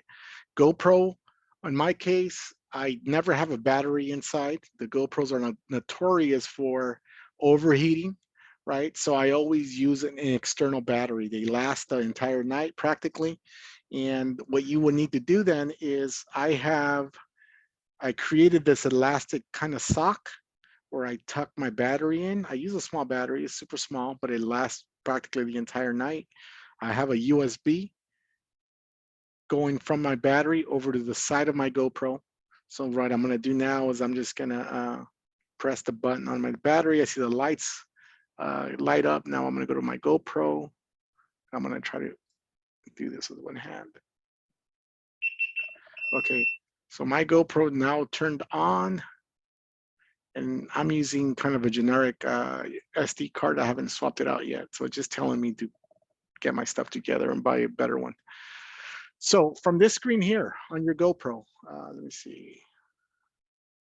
I don't want to deal with that setup process right now. Okay, from this screen here, it's telling me where my GoPro settings are. It's on wide, it's on video mode. You see the video wide, and then you see the 2.7 by 120. I've been testing the beta on 2.7K and 120.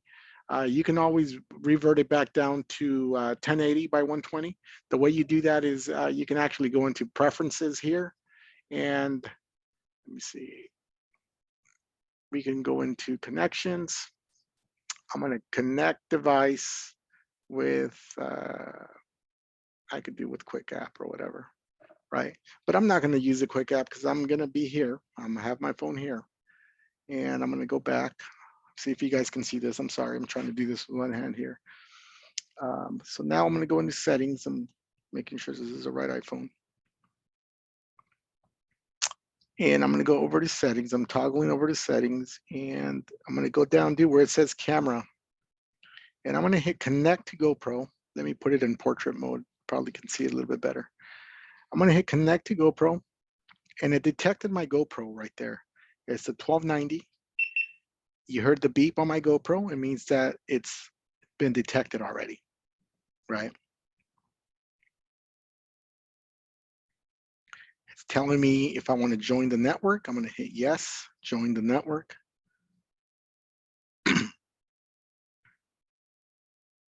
I am now. Excuse me, sir. Yes. I have a question. Sure. So you do settings on your GoPro. Do you, once you get it set up with the 1080 for the event, do I have to redo that every time I start a new event, or that just automatically stays there? It automatically stays there as long as you But have it thank on. God. Yeah, as long as you have it on video mode. Yeah, it automatically. So once I do it for the original time, I activate my new GoPro and get my settings set up for the camera. Once Correct. I don't have to, when I go to a new event, I don't have to I don't have to make no changes to it. Yeah, you don't have to make any changes. Okay, Correct. thank you. Cool. So after you set that up and your connection is successful, right? Now what you can do is go over here to your video effects creator. This is kind of important here. Your video effects creator is where your effects live, right? Excuse me, sir. I have one more question too, Marcy. Yeah. Hello? Yeah. Regarding GoPro.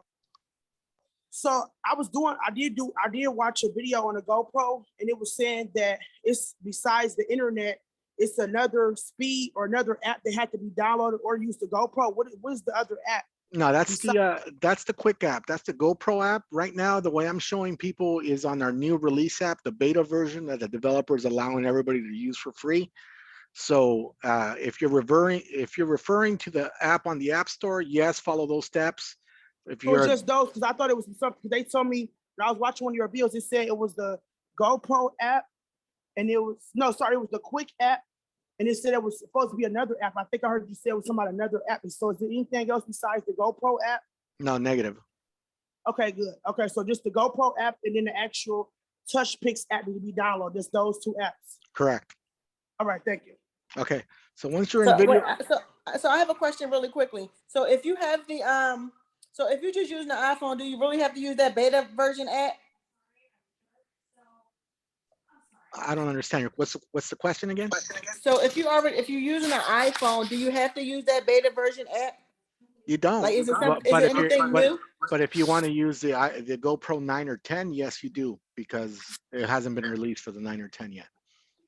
Okay, but if I'm just using my iPhone 11, I've already been doing events. Yeah, so if you don't need that. That's okay. Now I understand your question. Yeah, you do not need that.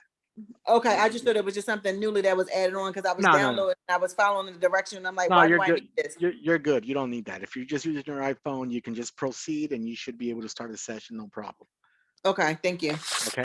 So, okay, so now we're on Video Effects Creator. I want to add a couple of effects. That way my video looks probably better than what it needs to. It's actually, surprisingly, it's in alphabetical order, which is great. So I'm going to go and pick the, I'm going to pick that snapshot effect. I'm going to select the snapshot effect. Once I hit select, you'll see it drop down to this menu here. I'm going to select it down in this little gray box. Once I put it in this gray box, it gives you a timeline, right, of where you want the effect to be placed. I want it from 0.2 to 0.45.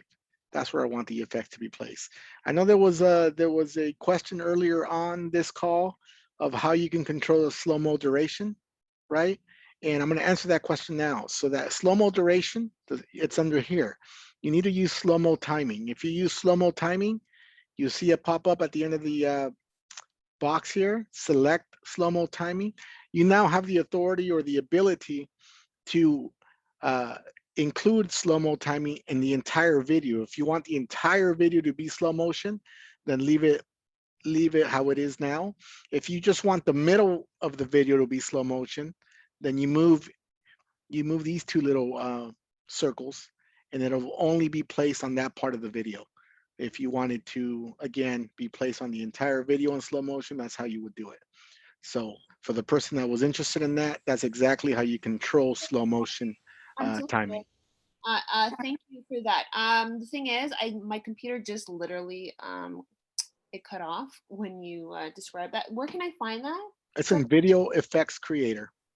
In Video Effects Creator. Okay. Yeah, you'll see the slow motion timing, and that's when you play around with it. And then you're saying that I can control when the actual slow effect comes into play in the actual video? Correct. Okay, amazing. And then can I also do it like, okay, don't worry, I'll figure it out. Thank you. Okay, sounds good. Hey, sir, I have a question really quick. I missed this part on the very first screen. Did you say to use auto exposure, auto face exposure, or manual? That's fine. Auto exposure is fine. Okay, thank you. Yeah, so right now I have those effects loaded. For people that want to know too about the special effects or the glitter effects, if you're going to use glitter effects, you need to use a function called overlay black, right? I think it's, see if I can find it, overlay black. I'm going to load it.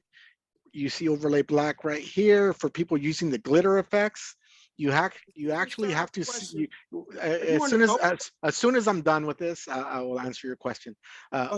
Overlay black, you hit overlay black, and then it's going to ask you to actually choose the file that you want to use. A lot of people have the glitter pack, right? So you're going to actually have to save that file on your phone under, I think it's under files here. And I don't know if I have it in this specific phone. No, I don't. I don't have it in this specific phone. But if you have that file, you would just select the glitter pack that you're using, and that's how you use those effects that you buy from the Touchpix store, right? I'm not using that specific. I'll see if I have it somewhere else, but I doubt it. I don't see it there. I don't see it on my iCloud. Or maybe it's in here. Yeah, it's not in here. Okay. So that's how you would load those specific effects. You would need to use overlay black if you're using the confetti and the glitter pack. And before I move on to the question that they wanted to ask, is I wanted to explain this real quick, is many of you may see people who post up videos of their 360s and they see how they merge their promo video at the end. If you hit this post roll option here, right, you're able to load a video file. It's very important that this video file matches the same template size that you're using. I'm going to hit files, and I do have one already here, I believe. It's under my phone. I'm going to hit my phone. This is my promo video, and it turns into, when it's successfully loaded, it'll say delete video. Make sure at the end of each session, it actually merges your slow-mo session with that promo video. Okay, I'll take that question now. What app is that showing? Is that the GoPro app, or that's the actual Touchpix app? It's Touchpix. This is Touchpix. That's the settings when you after you activate the event that you want into before you start the event. These are the settings, correct? These are inside the settings of Touchpix. Okay. cool. So now what I'm gonna do is I'm gonna try to show you guys a session, right? Give me a sec here. So now I'm on the phones on the home screen, right?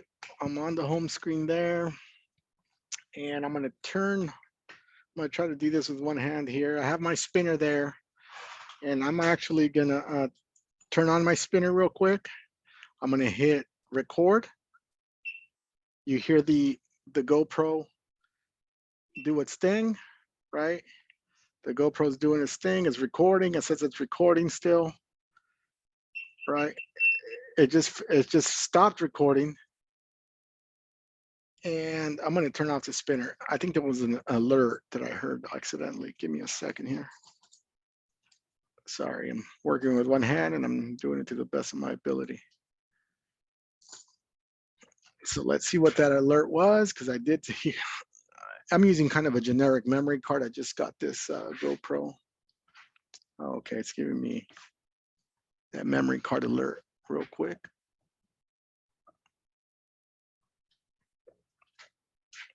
Let's see if it's doing its thing. You'll see it right now. If it is, if it's going to process, right? Yeah, so there it is.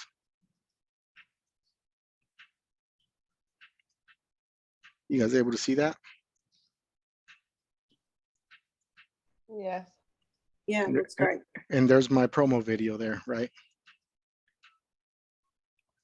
What effect was that you used where it like did like that snapshot in the middle of the video? Yeah, so it's the snapshot effect. Here we go. Oh, that's what it's called. Okay. Yeah.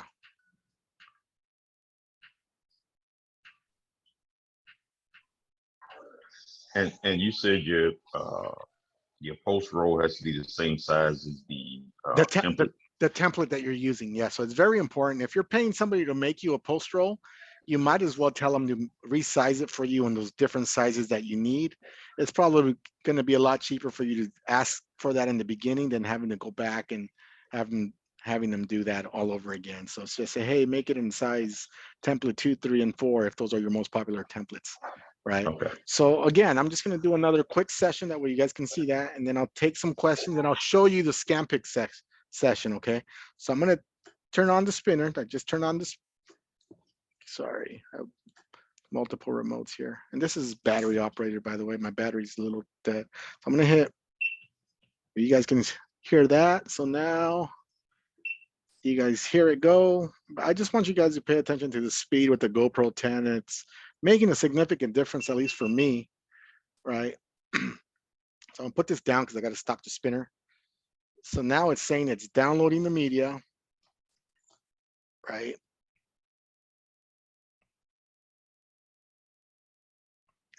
Now it's doing its thing. So look, the app developer pays attention to people because people were saying, hey, how come, is there a way to stop a session if a person messes up? Why do we have to wait for the video to process all the time? So now he added a stop processing and restart button.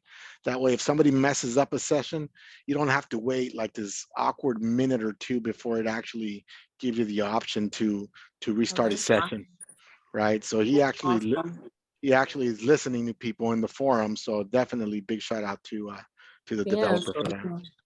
So here it is again, and that was pretty fast considering the effects that I'm using and stuff like that, right? So I want to school you guys down with ScanPix, right? And I want to be able to show you guys that. But before I do that, let me show you what I did here. So I have, and again, excuse my mess here. I'm working with I'm working solo here with one hand, so I want to be able to show you guys here. So this is my iPad here. Let's see if that works here.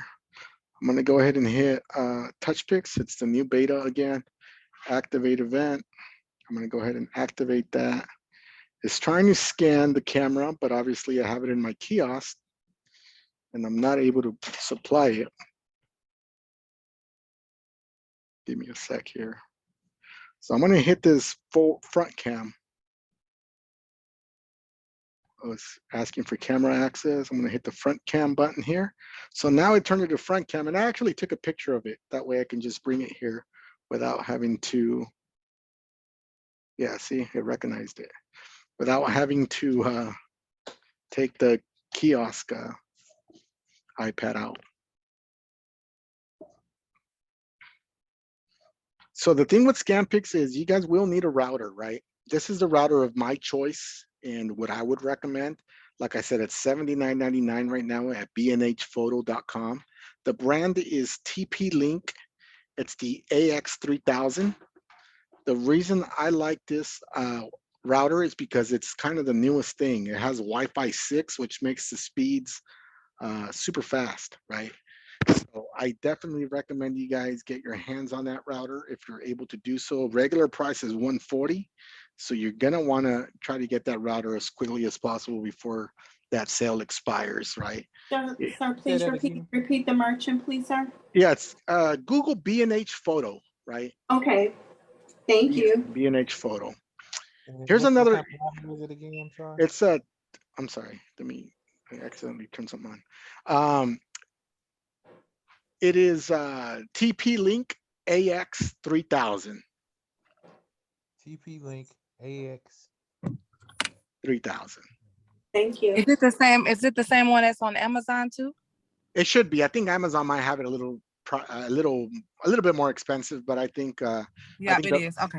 I think I saw it for like 119 or 120. Yeah, 114. Okay, thank you. Something like that. But yeah, save yourself some money. It's $79.99 on B&H. So And this is for ScanPix. If you this wanna is do for ScanPix. This is going to be awesome. I'm looking forward to this last segment here to show you guys how it works and how everything synchronizes now with the GoPro. For iPhone users, like this is automatic. You don't have to do anything additional. You're able to operate the way you're normally able to operate.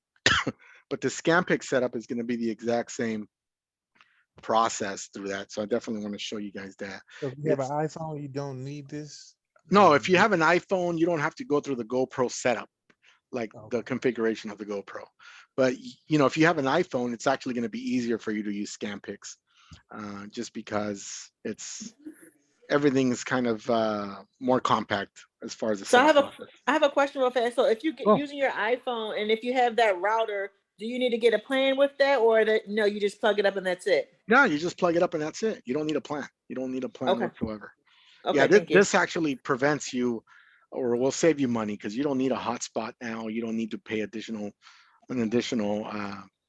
hotspot fee for it. So this will save you money in the long run. Thank you. Quick question. So are you right now going through the GoPro setup? No, I already did the GoPro setup earlier. I set the settings exactly where they need to be, right? Mm-hmm. Make sure it's on video mode again. Make Yeah. sure that video mode it could reflect. I would recommend you guys use 1080 by 120. That's standard, right? And this is the new GoPro 10, so it's a little faster, crispier. You know, it's performing a lot better than my old 7. So yeah, again, the way that I have it, you know, like I said, I don't mind sharing secrets. This is a quick release mount. So whenever I want to get my GoPro out, I just untwist this and my whole GoPro pops out. And I can still adjust it forward or backwards, however I want to, based on this here, right? So. Do we have any links or videos on how to set up our router? Because I've had mine for a couple of days. This is what I'm going to do now. This is my next step. Or you mean to set up your router? Yes. Yeah, so there is a ScanPix video on the Touchpix website. What you're going to want to get from that specific video, you don't have to see the whole thing. You just have to see the beginning of where he's setting up the router, like renaming it and making sure that you're using a password that's familiar to you. Past that, you don't need to see past that anymore because that ScanPix has switched over to what it is now.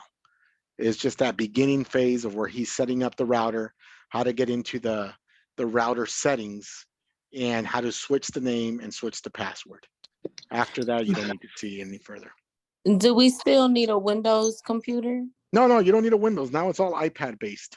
Oh, bad. All right. Yeah. So this is what's cool about it. So now I'm going to show you the ScanPix portion of it, right?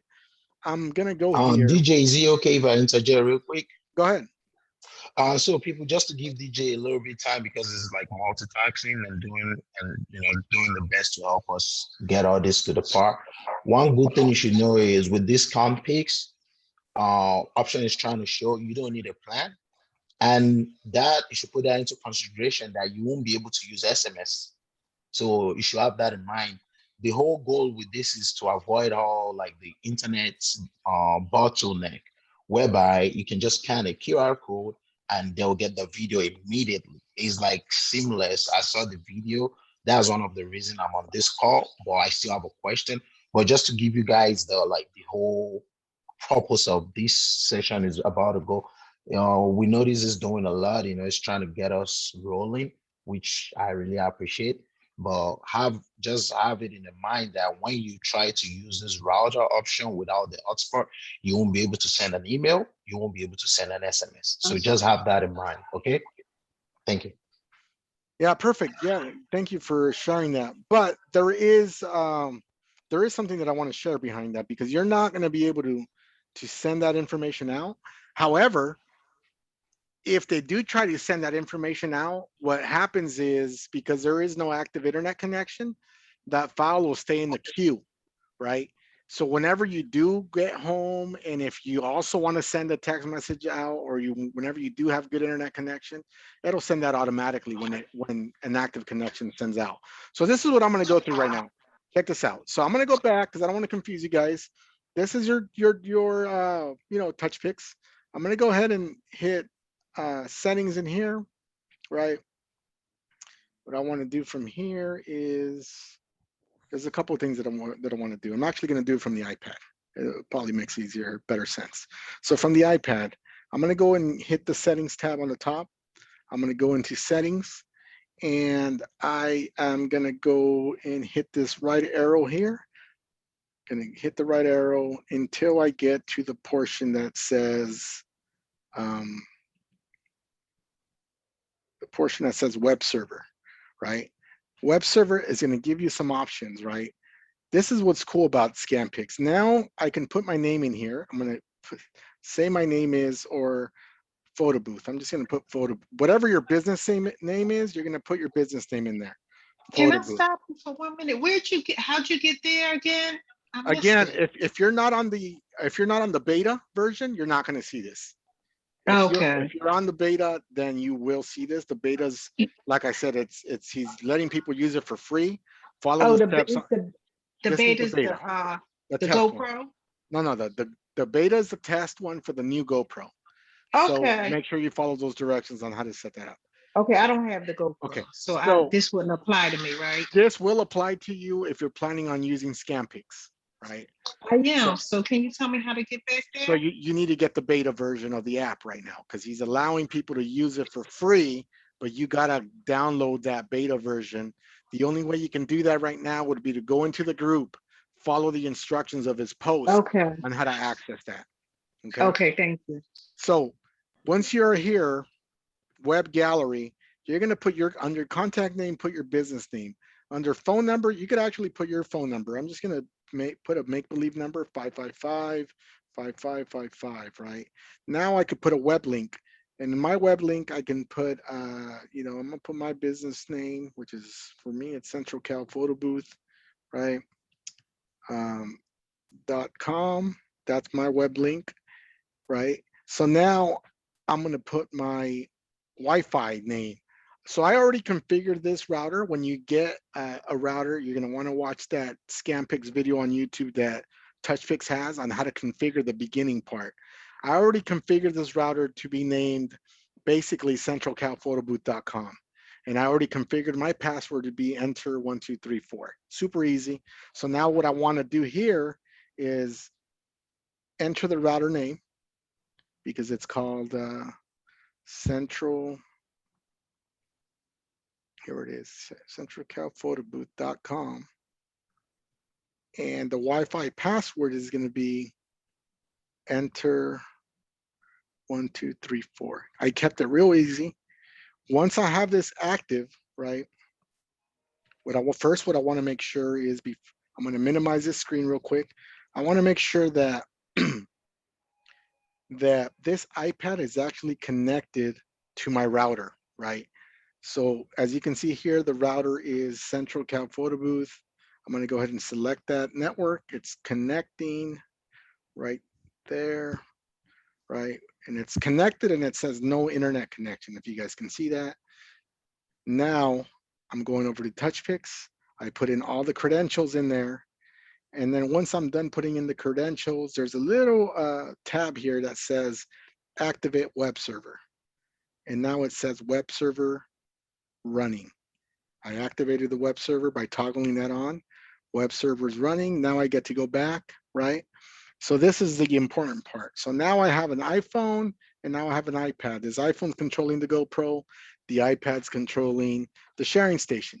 So you're always going to want to go to your sharing station first and hit the gallery button here on the side. You'll see the S up there. You're going to want to click on the S and you're going to activate receiver, right? Once you activate the receiver, that's going to turn into an R. And right now it's a white R. So now from your device, from your phone that's controlling your GoPro, right? You're going to want to go into the gallery here. You're going to click on the S and you're going to hit activate sender. And you see the name of my iPad pop up, right? I'm going to select it and it says success. I've successfully connected. I'm going to hit OK. I'm going to exit out. So look what happened now to my iPad. It turned into 2 QR codes, right?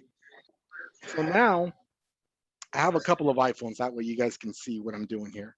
So now this specific iPhone that I have here, right? I'm actually going to scan into this QR code. And then I'm going to scan into that. That way you guys can see how it works. So I'm just going to open my regular camera app, right? And I'm going to scan into, let me see. There it is. I'm going to join network. It's asking to join that router network, right? Once it's connected to that network, now I'm going to grab my phone again and scan into the second QR code.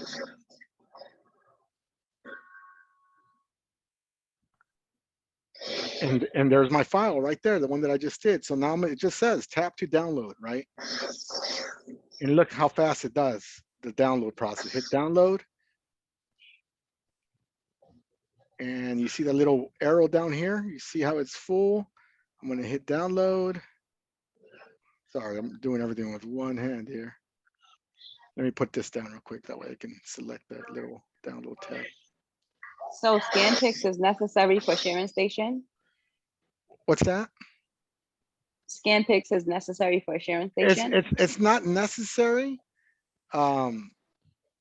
It's not necessary, but it's necessary if you're wanting to share without using the internet, basically. So I download it over to my phone because this is all without the internet. All of this is done without the internet. And you see how fast I'm able to share. So now your guests can come here. You don't have to worry about them receiving the content or them not receiving the content.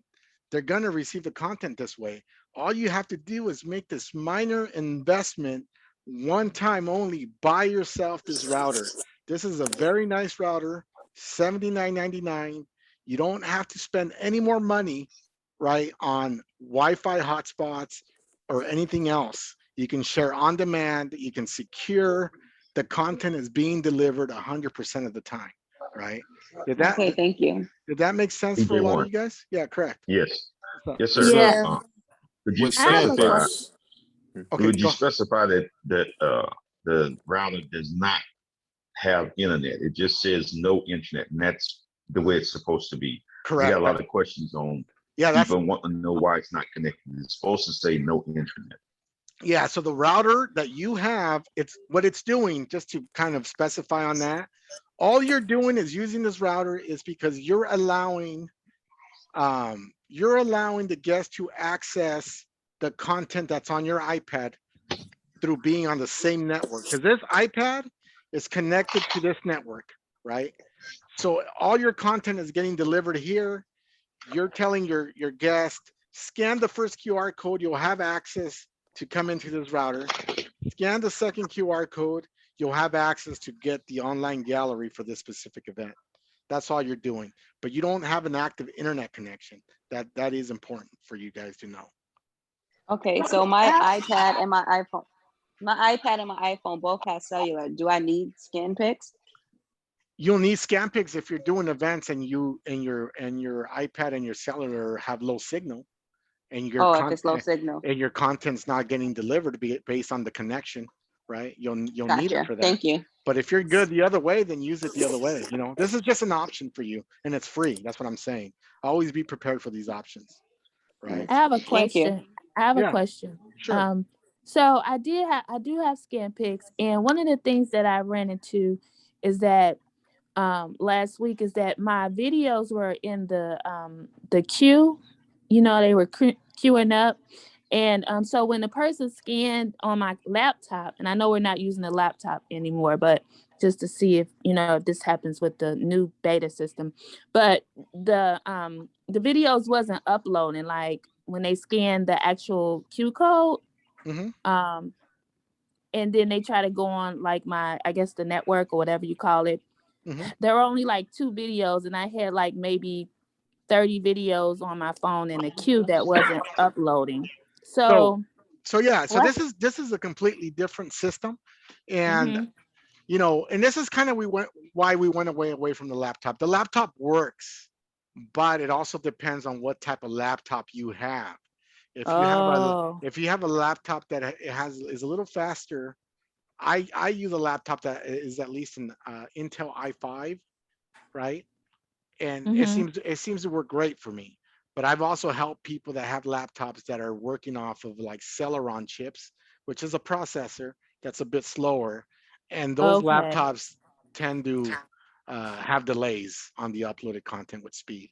So that's why we switched from that system to this new improved system that doesn't need a laptop anymore, and you're just good with an iPad. And the beauty of this is, check this out. The beauty of this is just a screensaver, right? Behind this lives your actual sharing station. So behind this, you see your 2 videos are synced up here, and I'm still able to share it. Even if I don't have an internet connection to this, I can put a number in here, right? And hit send. It's not going to send right now, but whenever it is connected to the internet, it's going to send then, right? So it's almost like a backup to ensure that everything is being delivered, right?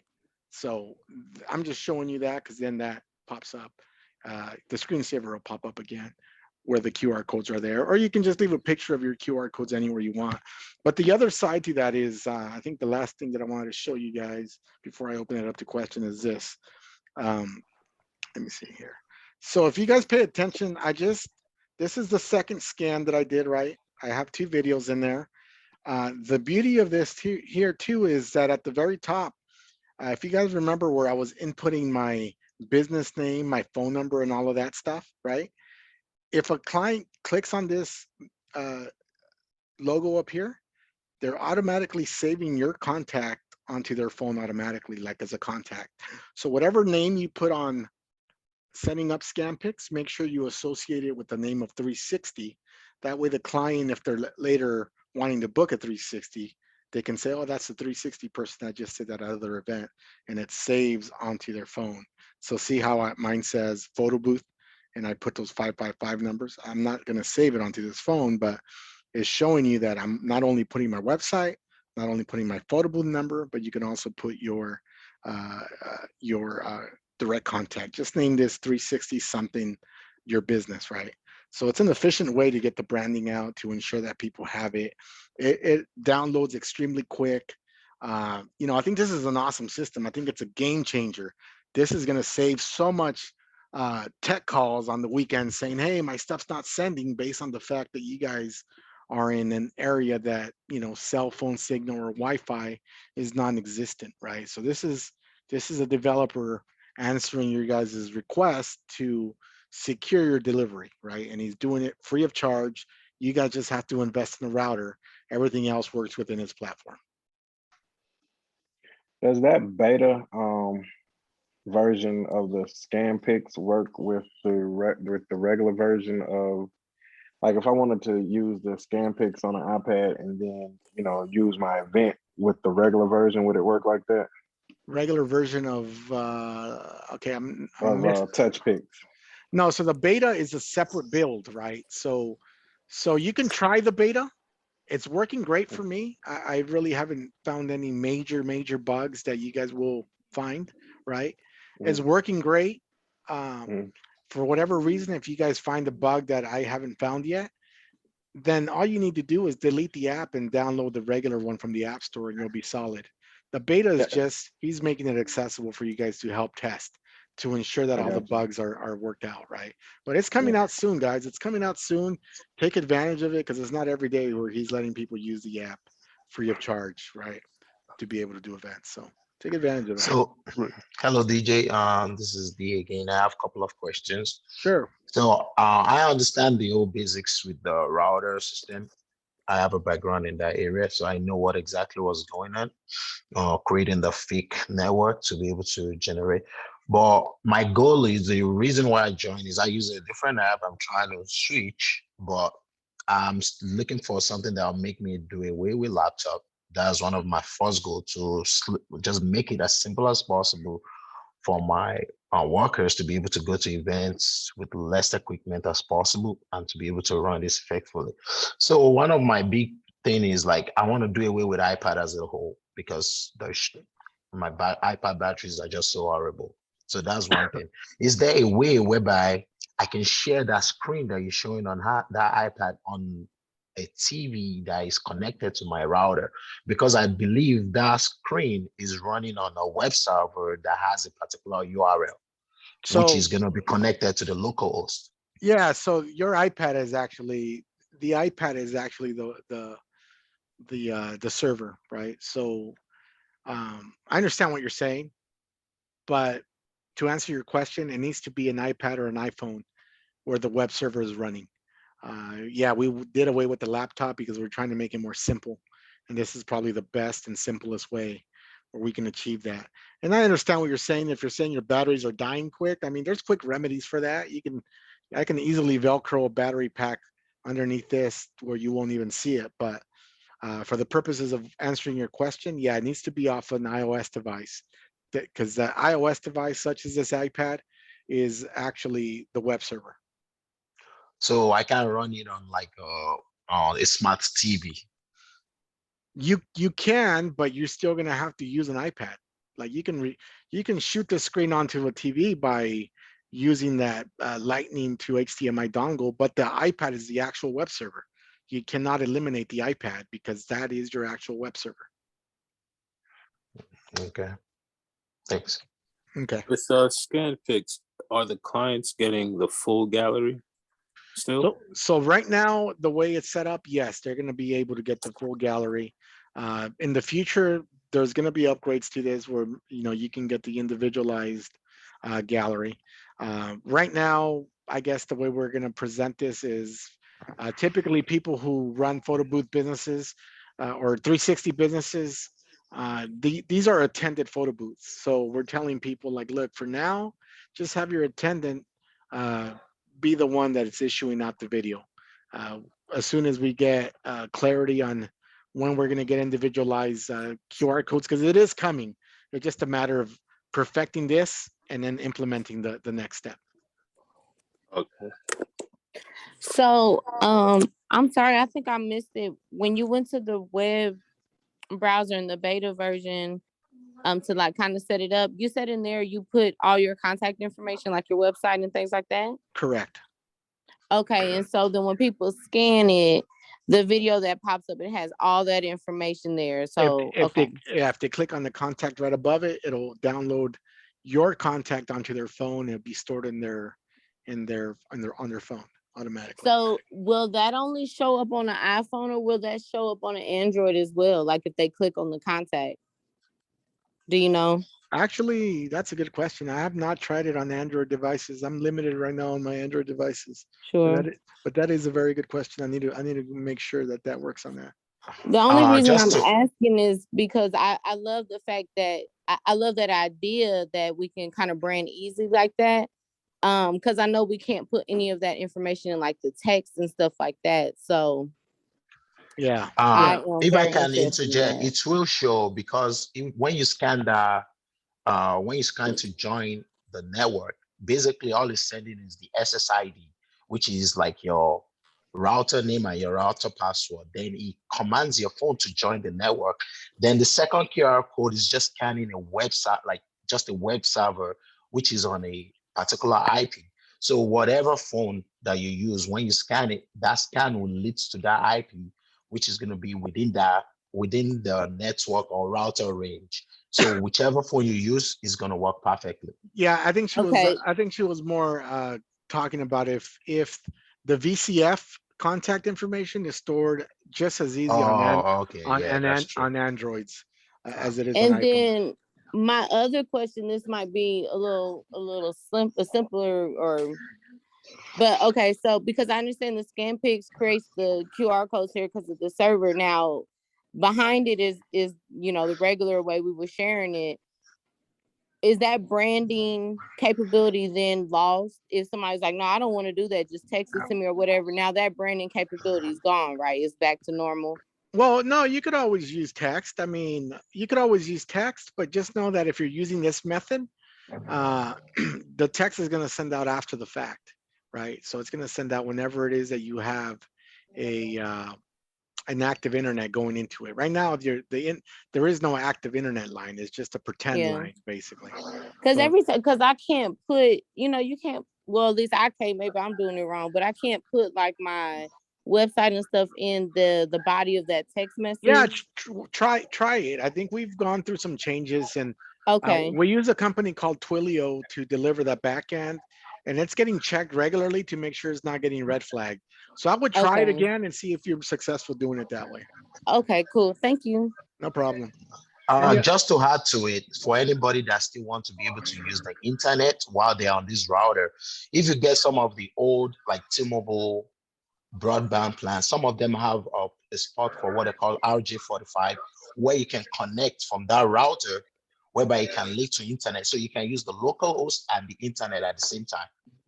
So like the reason why I'm saying I use a whole different software and I navigate in my way whereby I have both internet and the local, like the fake network. So you can still do both, but it's just so much better whereby you don't have to deal with anybody saying I didn't get my videos and stuff.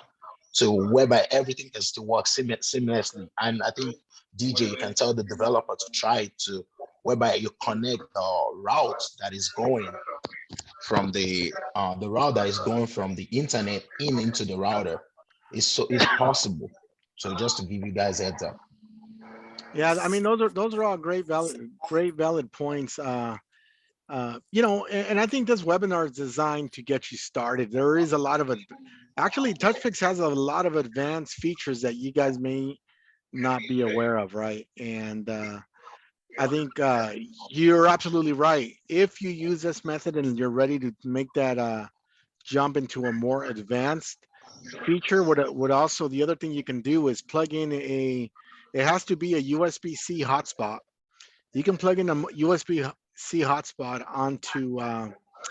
onto the back of the router, right? And it'll work.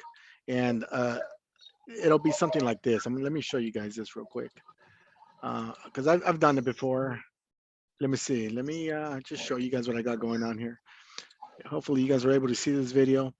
I don't want to confuse you guys too much, but you guys are able, if you guys want the best of both worlds with ScanPix and an internet connection, all you have to really take note in this video is that I'm using a mobile hotspot, right? I want you guys to pay attention to this real quick. I'm gonna pan over real quick right now. Let me see. Okay, so this is my mobile hotspot. All I have here is a dongle that goes from USB-C, and this is what the internet Cat5 cable is. So if you were to get a hotspot like this, and this Cat5 cable, plug it into the back of your router, now your router will have an active internet line and be able to run ScanPix at the same time. That is an advanced feature. I know I know that this may be a little bit over people's heads, but but I don't want to confuse you guys too much. Watch these videos. That's why I post them on my YouTube page all the time. But this is how you can create a actual network that way, where you can have the best of both worlds, you know? So, yeah. So I love all this technology. The only thing I'm gonna say is when I work events, the old people, oh my God, like Yeah. I mean, it's a struggle. It is a struggle, but you know what? Once you have it dialed in, your workflow improves every time. The more you use it, the more you're going to recognize a more efficient way of making it happen, getting it done, and things get easier and easier. And I don't want to discourage a lot of new people on this call, because I covered probably a lot, and I don't want to discourage that this is hard. It's really not that hard. I encourage you guys to watch this video, watch it over a second time. If you guys have questions, vocalize some of those questions, and then we can definitely help you out. But this is all designed for you to be successful in this industry, right? What Text is your message. YouTube? It is damn, that's a good question. Give me a sec. I got so many different accounts, man. It is my YouTube is it's gonna be, it's probably DJ Duke. Here it is, DJ Duke. DJ Duke is my YouTube. And I normally put on all of these videos after the fact on that page. And that is an old video on how we used to do things with the GoPro. Couple questions before you get off. Okay. You showed the hotspot thing you just showed is connected. What is that? Like, what's the name of it? The dongle, you mean? Yeah. It's called in my specific situation, is called a USB-C to Ethernet adapter. Okay, and where do you find that at? You can find it at Amazon. I'll go to it now and I'll show you exactly what it is. Okay. And then my second question is the ScanPix, that's a function within Touchpix, correct? Correct. And that's just the new app. Okay. And then my last question is, you showed on your iPad that you created a second event, and you connected them by the S and the R. Is that how they connect, so that they talk to each other? Exactly. Then the R always goes first. R always goes first. Okay. Yeah. So here they are. There's several different ones. They all work similar, right? They're as cheap as $10, right? But make sure that the hotspot that you're working with, this only works with USB-C. If you have an older hotspot that has like an Android micro USB, it will not work. USB is the rapid connection that it needs for this to work. Okay, and the hotspot where did you get your hotspot? I got mine from I'm a Verizon subscriber, so I have a Verizon hotspot. Okay, and does that actually just connect wirelessly, or does it actually connect to something? No, it's wireless. So you would need Verizon. I mean, you can get everything nowadays on Amazon, but let me see the hotspot. I have a question. Why can I use my hotspot from my phone? Why can't you use your hotspot from your phone? Yeah, because it's a little too complex, right? You're already the hotspot from your phone is really not designed the way the mobile hotspots are. The mobile hotspots are designed for more traffic, more bandwidth. Your hotspot on your phone is really not designed that way, right? You technically can do it, but I can see you running into more problems that way. Based on there's just too much going on. If your phone's already connected to Touchpix, now you're running Touchpix in the background, or if you're running ScanPix on it, there's other variables, and you may need a different dongle for it, because it's just a different way of doing things. But you're right. You can use it. You just have to find what works for you the best.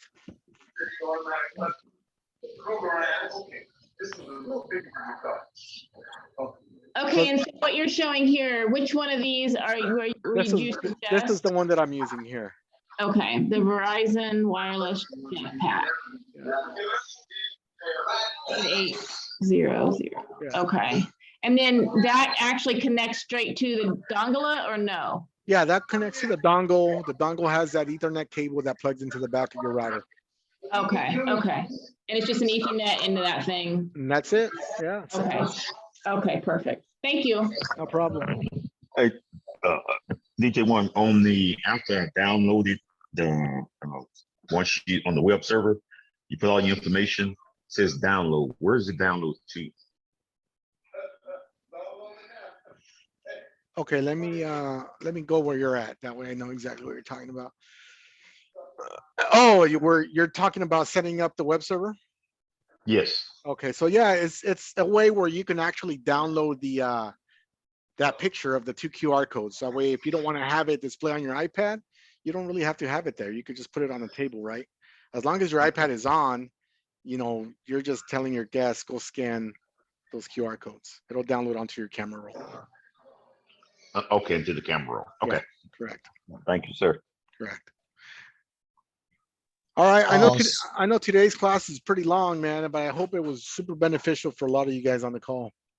You guys have any? I'll take a few more questions before I need to call it a night. Yeah, so DJ, just one more thing, just to get better understanding. You said we can download those QR codes and just have them. Is it possible to just run the ScanPix on the same app instead of having a whole iPad running? Like, is it possible? Because I know initially when I was using Touchpix, I do everything on one phone. Oh, so I want to say it is possible to do it on an iPhone. It is not possible to do it on a GoPro. Oh, okay. Because the GoPro, remember, the GoPro needs to be controlled by whatever iPad it is. That's a separate network individually. Okay. I will try and download it and play with it. Okay, sounds good. Okay, so I have a question about the slow-mo duration. Did you touch on that? Did I miss that? Yeah, I touched on that. So the slow-mo duration, when you select the slow-mo duration, you can actually control by the sliders, right? So when you select slow-mo duration on the app and the slow-mo duration option comes down to that gray box, you're gonna press it again in the gray box and you're given a slider. If you leave the slider at full length, it means that your entire video will have the slow motion effect applied. If you play with the slider, if you put the slider at the beginning, the middle, or the end, that's where that slow-mo duration is going to be applied to. Okay, thank you. No problem. DJ, you know what just dawned on me? I'm not going to need my computer to set up an event anymore, or I still need it with the beta app? No, you'll still need to set it up that way. I mean, eventually the idea is when you get better at setting your stuff up, you could probably do everything off an iPad, but you just have to understand where you're saving all those files. That way you're pointing them into the right direction. Okay, so still do how you taught us. Do everything on the computer exactly. first, scan it in, and then do all the settings like you taught us tonight on the app. Yeah, everything's exactly the same. Correct. Got it. Okay, thank you. One question: can music be added through iPhone, or it has to be on a computer only? No, it can be done on the, it could be done on the iPhone. Let me see if I can go back and go back into taking over this session. I'll show you guys how to do it. And another quick question while you're doing that. Okay. I was looking at the shop and I checked different browsers and I only saw 3 things on there: just the sparkle, the motion, and the white label. So I checked different computers too. Yeah, so that might be the new thing then. What were you looking for exactly? I was looking for the green screen when you were telling me about the animation, I think, for the green screen and all that. Yeah, it should still be there. I don't think that got taken down. Let me look on my end here. Real quick, I'll answer that real quick. I'm in shop now, and yeah, so I do see animated background effects. That's the one that's on there. That's for the green screen. Yeah. Okay, so I didn't see that purple one. Only thing I saw was the gold. And I went to 3 different browsers. I went to Safari, Google, and I went to different computers too. So I don't know if I had to update something or what, because I only saw that's all web. That's all web based, man. So look, go to the chat right now, and I'm actually gonna put it on the link in the chat, and you just click on the link, and it's gonna take you there. Okay, now do I have to download it? I can download it on my phone, or just that should download on a computer? No, that's a computer. That's a huge file. Yeah. That's a huge file. Okay, no problem. That's a huge file. Yeah. All okay, right, so let's start this next. I forgot what I was gonna show. I was gonna show the music. Got it. Music. Okay, yeah. Got it. See, I'm jumping from place to place all the time. While you're looking for that, can you tell me where you found your iPad stand? Yeah, this is all Amazon. Amazon. Okay. Amazon, yeah. So here we go. They don't have iPad stands for the 11 Pro though. Yeah, Because I this was is looking for it. this is a 12.9. And I was gonna Oh, say, okay. be careful with your iPad size because I got that one and it was the wrong size. Yeah, this is a It's not 12.9. Yeah, okay. 12.9. But I've also bought like a little generic one like that. I don't know if you guys can see that. This black one right there. That's for like a 10.5 or there. Yeah, you got to be careful with. So you're gonna want to go into Touchpix. Let me see Touchpix. I'm gonna try to go into the app now. So I'm gonna hit settings, right? I'm in Touchpix. Are you guys are able to see that settings? Once I'm in settings, you're gonna want to go into, let me see. From settings, we're gonna go into the category where it says video effects. Video effects. If you pay attention to video effects, you see audio right there, right? So if you want to add audio through your iPhone or your iPad, you're going to want to select audio. And right down here, it says choose file. And now it's opening up my stuff. Let me see, downloads.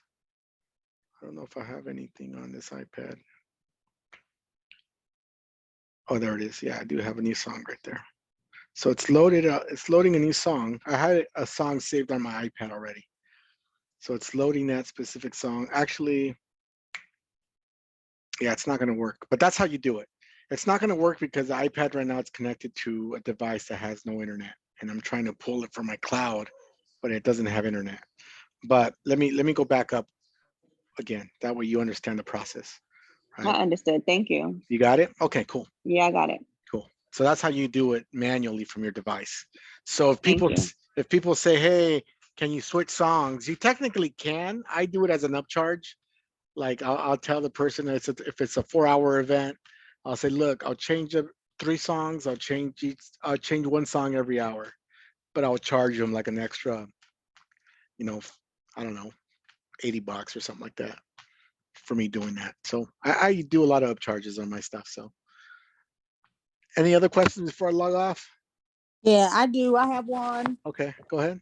Gotcha. And it's if you could help me out, DJ One, and I'll email you tomorrow. I have a iPad booth, and I have looked everywhere on YouTube for videos. I need some help with getting Touchpix.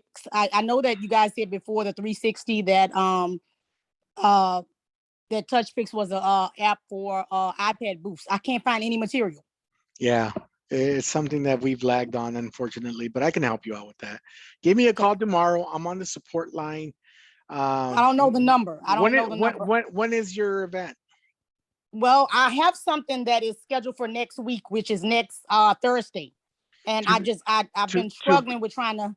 To be honest, let's connect. Shoot me a DM or shoot me a DM on Facebook, and let's connect. I'll individually schedule a session for you. I think it'd be perfect, but it might not be till Saturday. No, that'd be perfect. That'd be perfect. If you can wait, I could do it Saturday. Not until next week, and I wanted to bring that booth with me as well. So that would be perfect. Saturday is perfect for me, to be honest with you. Let's do that then, because I think tomorrow I may be tied up with some. No, I work during the day, so that'd be perfect. Thank you. Sounds good. Can I get in on that iBooth session too? Yeah. So how can I do this? Can you record it? I'll record it. I'm gonna do that. I'll record it and I'll send you guys the link to that, or look into my YouTube page after Saturday and you'll see it posted in there. All your YouTubes are under DJ Duke? Yeah, correct. Mine are. The company's looking to Touchpix, but I do a lot of stuff. I don't have access to theirs, so I just put them on mine. Yeah, well, we really appreciate that, because that's one of the main reasons I'm trying to get the white label. I have a bunch of other boots, and I'm trying to man. Yeah, shoot me a call and we'll talk and we'll see what we can do, man. If people are really interested in doing white labels, man, I can probably give you guys somewhat of a little bit of a discount that'll save you at least maybe $150 or so. if you guys are really serious about jumping on the yearly white label. Okay. You know, just reach out. Okay, thanks. I appreciate it. How many companies can you put on that white label every, like different booths? How many? Oh, it's a limited amount of booths, man. It just depends on who. It's just one account though. Just know that one master account controls all the events, right? Does it interfere with each other, or is it? You have to have a lot of trust on whoever has access to that account. So I would, if it's going to be just for your company, I would suggest you get it for your company, but perform white label events as needed, right? Because it's supposed to be only for one company, but understanding that you can create events for other people, you know, but again, just don't abuse it, because we'll have, you know, we have ability of knowing how many people are logging into different accounts. Yeah, I'm just using it for my company alone. Yeah, that's fine. That's what it's meant to do. Like, just meant for people like myself. You know, if I had marketing schemes out in New York or Florida, and I have my contacts over there, I can shoot them an event and know that they can operate over there with my account. So, you know, it's just that's the way it's designed to do. So when you're white labeling, you're providing services under someone else's name? No, they're providing services for me under my name. Right. So say if I was to purchase white label and I would go to events and I would be playing as your attendant. No. So this is the way it works. The way white label works, if you're buying a white label, that's for you to use, right? So essentially, if you're already booked that specific day and you don't have no booths, right? Now you can team up with another company that is willing to do the job, and both of you guys will become profitable, whatever that amount may be. Oh, got it. You can send them the ability to perform that job under your name. Gotcha. Thank you. No problem. I have one more question. You had mentioned you would show us how to cancel the membership so it doesn't like go on month to month. Oh, perfect. I'll do that now. So I'm on a specific different phone, but this is, wait, that's not it. To cancel your membership, you're going to want to go into settings right up here. Mine says the Central Cal photo booth. That's where you need to tap at the very top under settings. If you look at the fourth option down, it says subscriptions. You tap on subscription. This is where you turn it off and on. Mine, I have a special account on mine, but it tells you actually when mine expires. Mine expires on the 25th of December. It's coming up, but this is where you would press to actually cancel your subscription or reactivate. So if we went in there and canceled it like now, it would still be active until the end of the month? Until it expires, correct. Until it expires, okay. Correct. Always good to do it at least a day or two in advance. Yeah, we're gonna change it off one phone to another phone, so or another one from one account to another account. So we wanted to make sure we did it correctly. Oh, okay, got it. All right, I'm gonna log off for the day. I appreciate everybody staying on the call. You know, reach out, support, Facebook support, user group. Whenever you guys need any help, we're here to try to help you guys succeed with Touchpix. I'm a believer in Touchpix. I use it myself.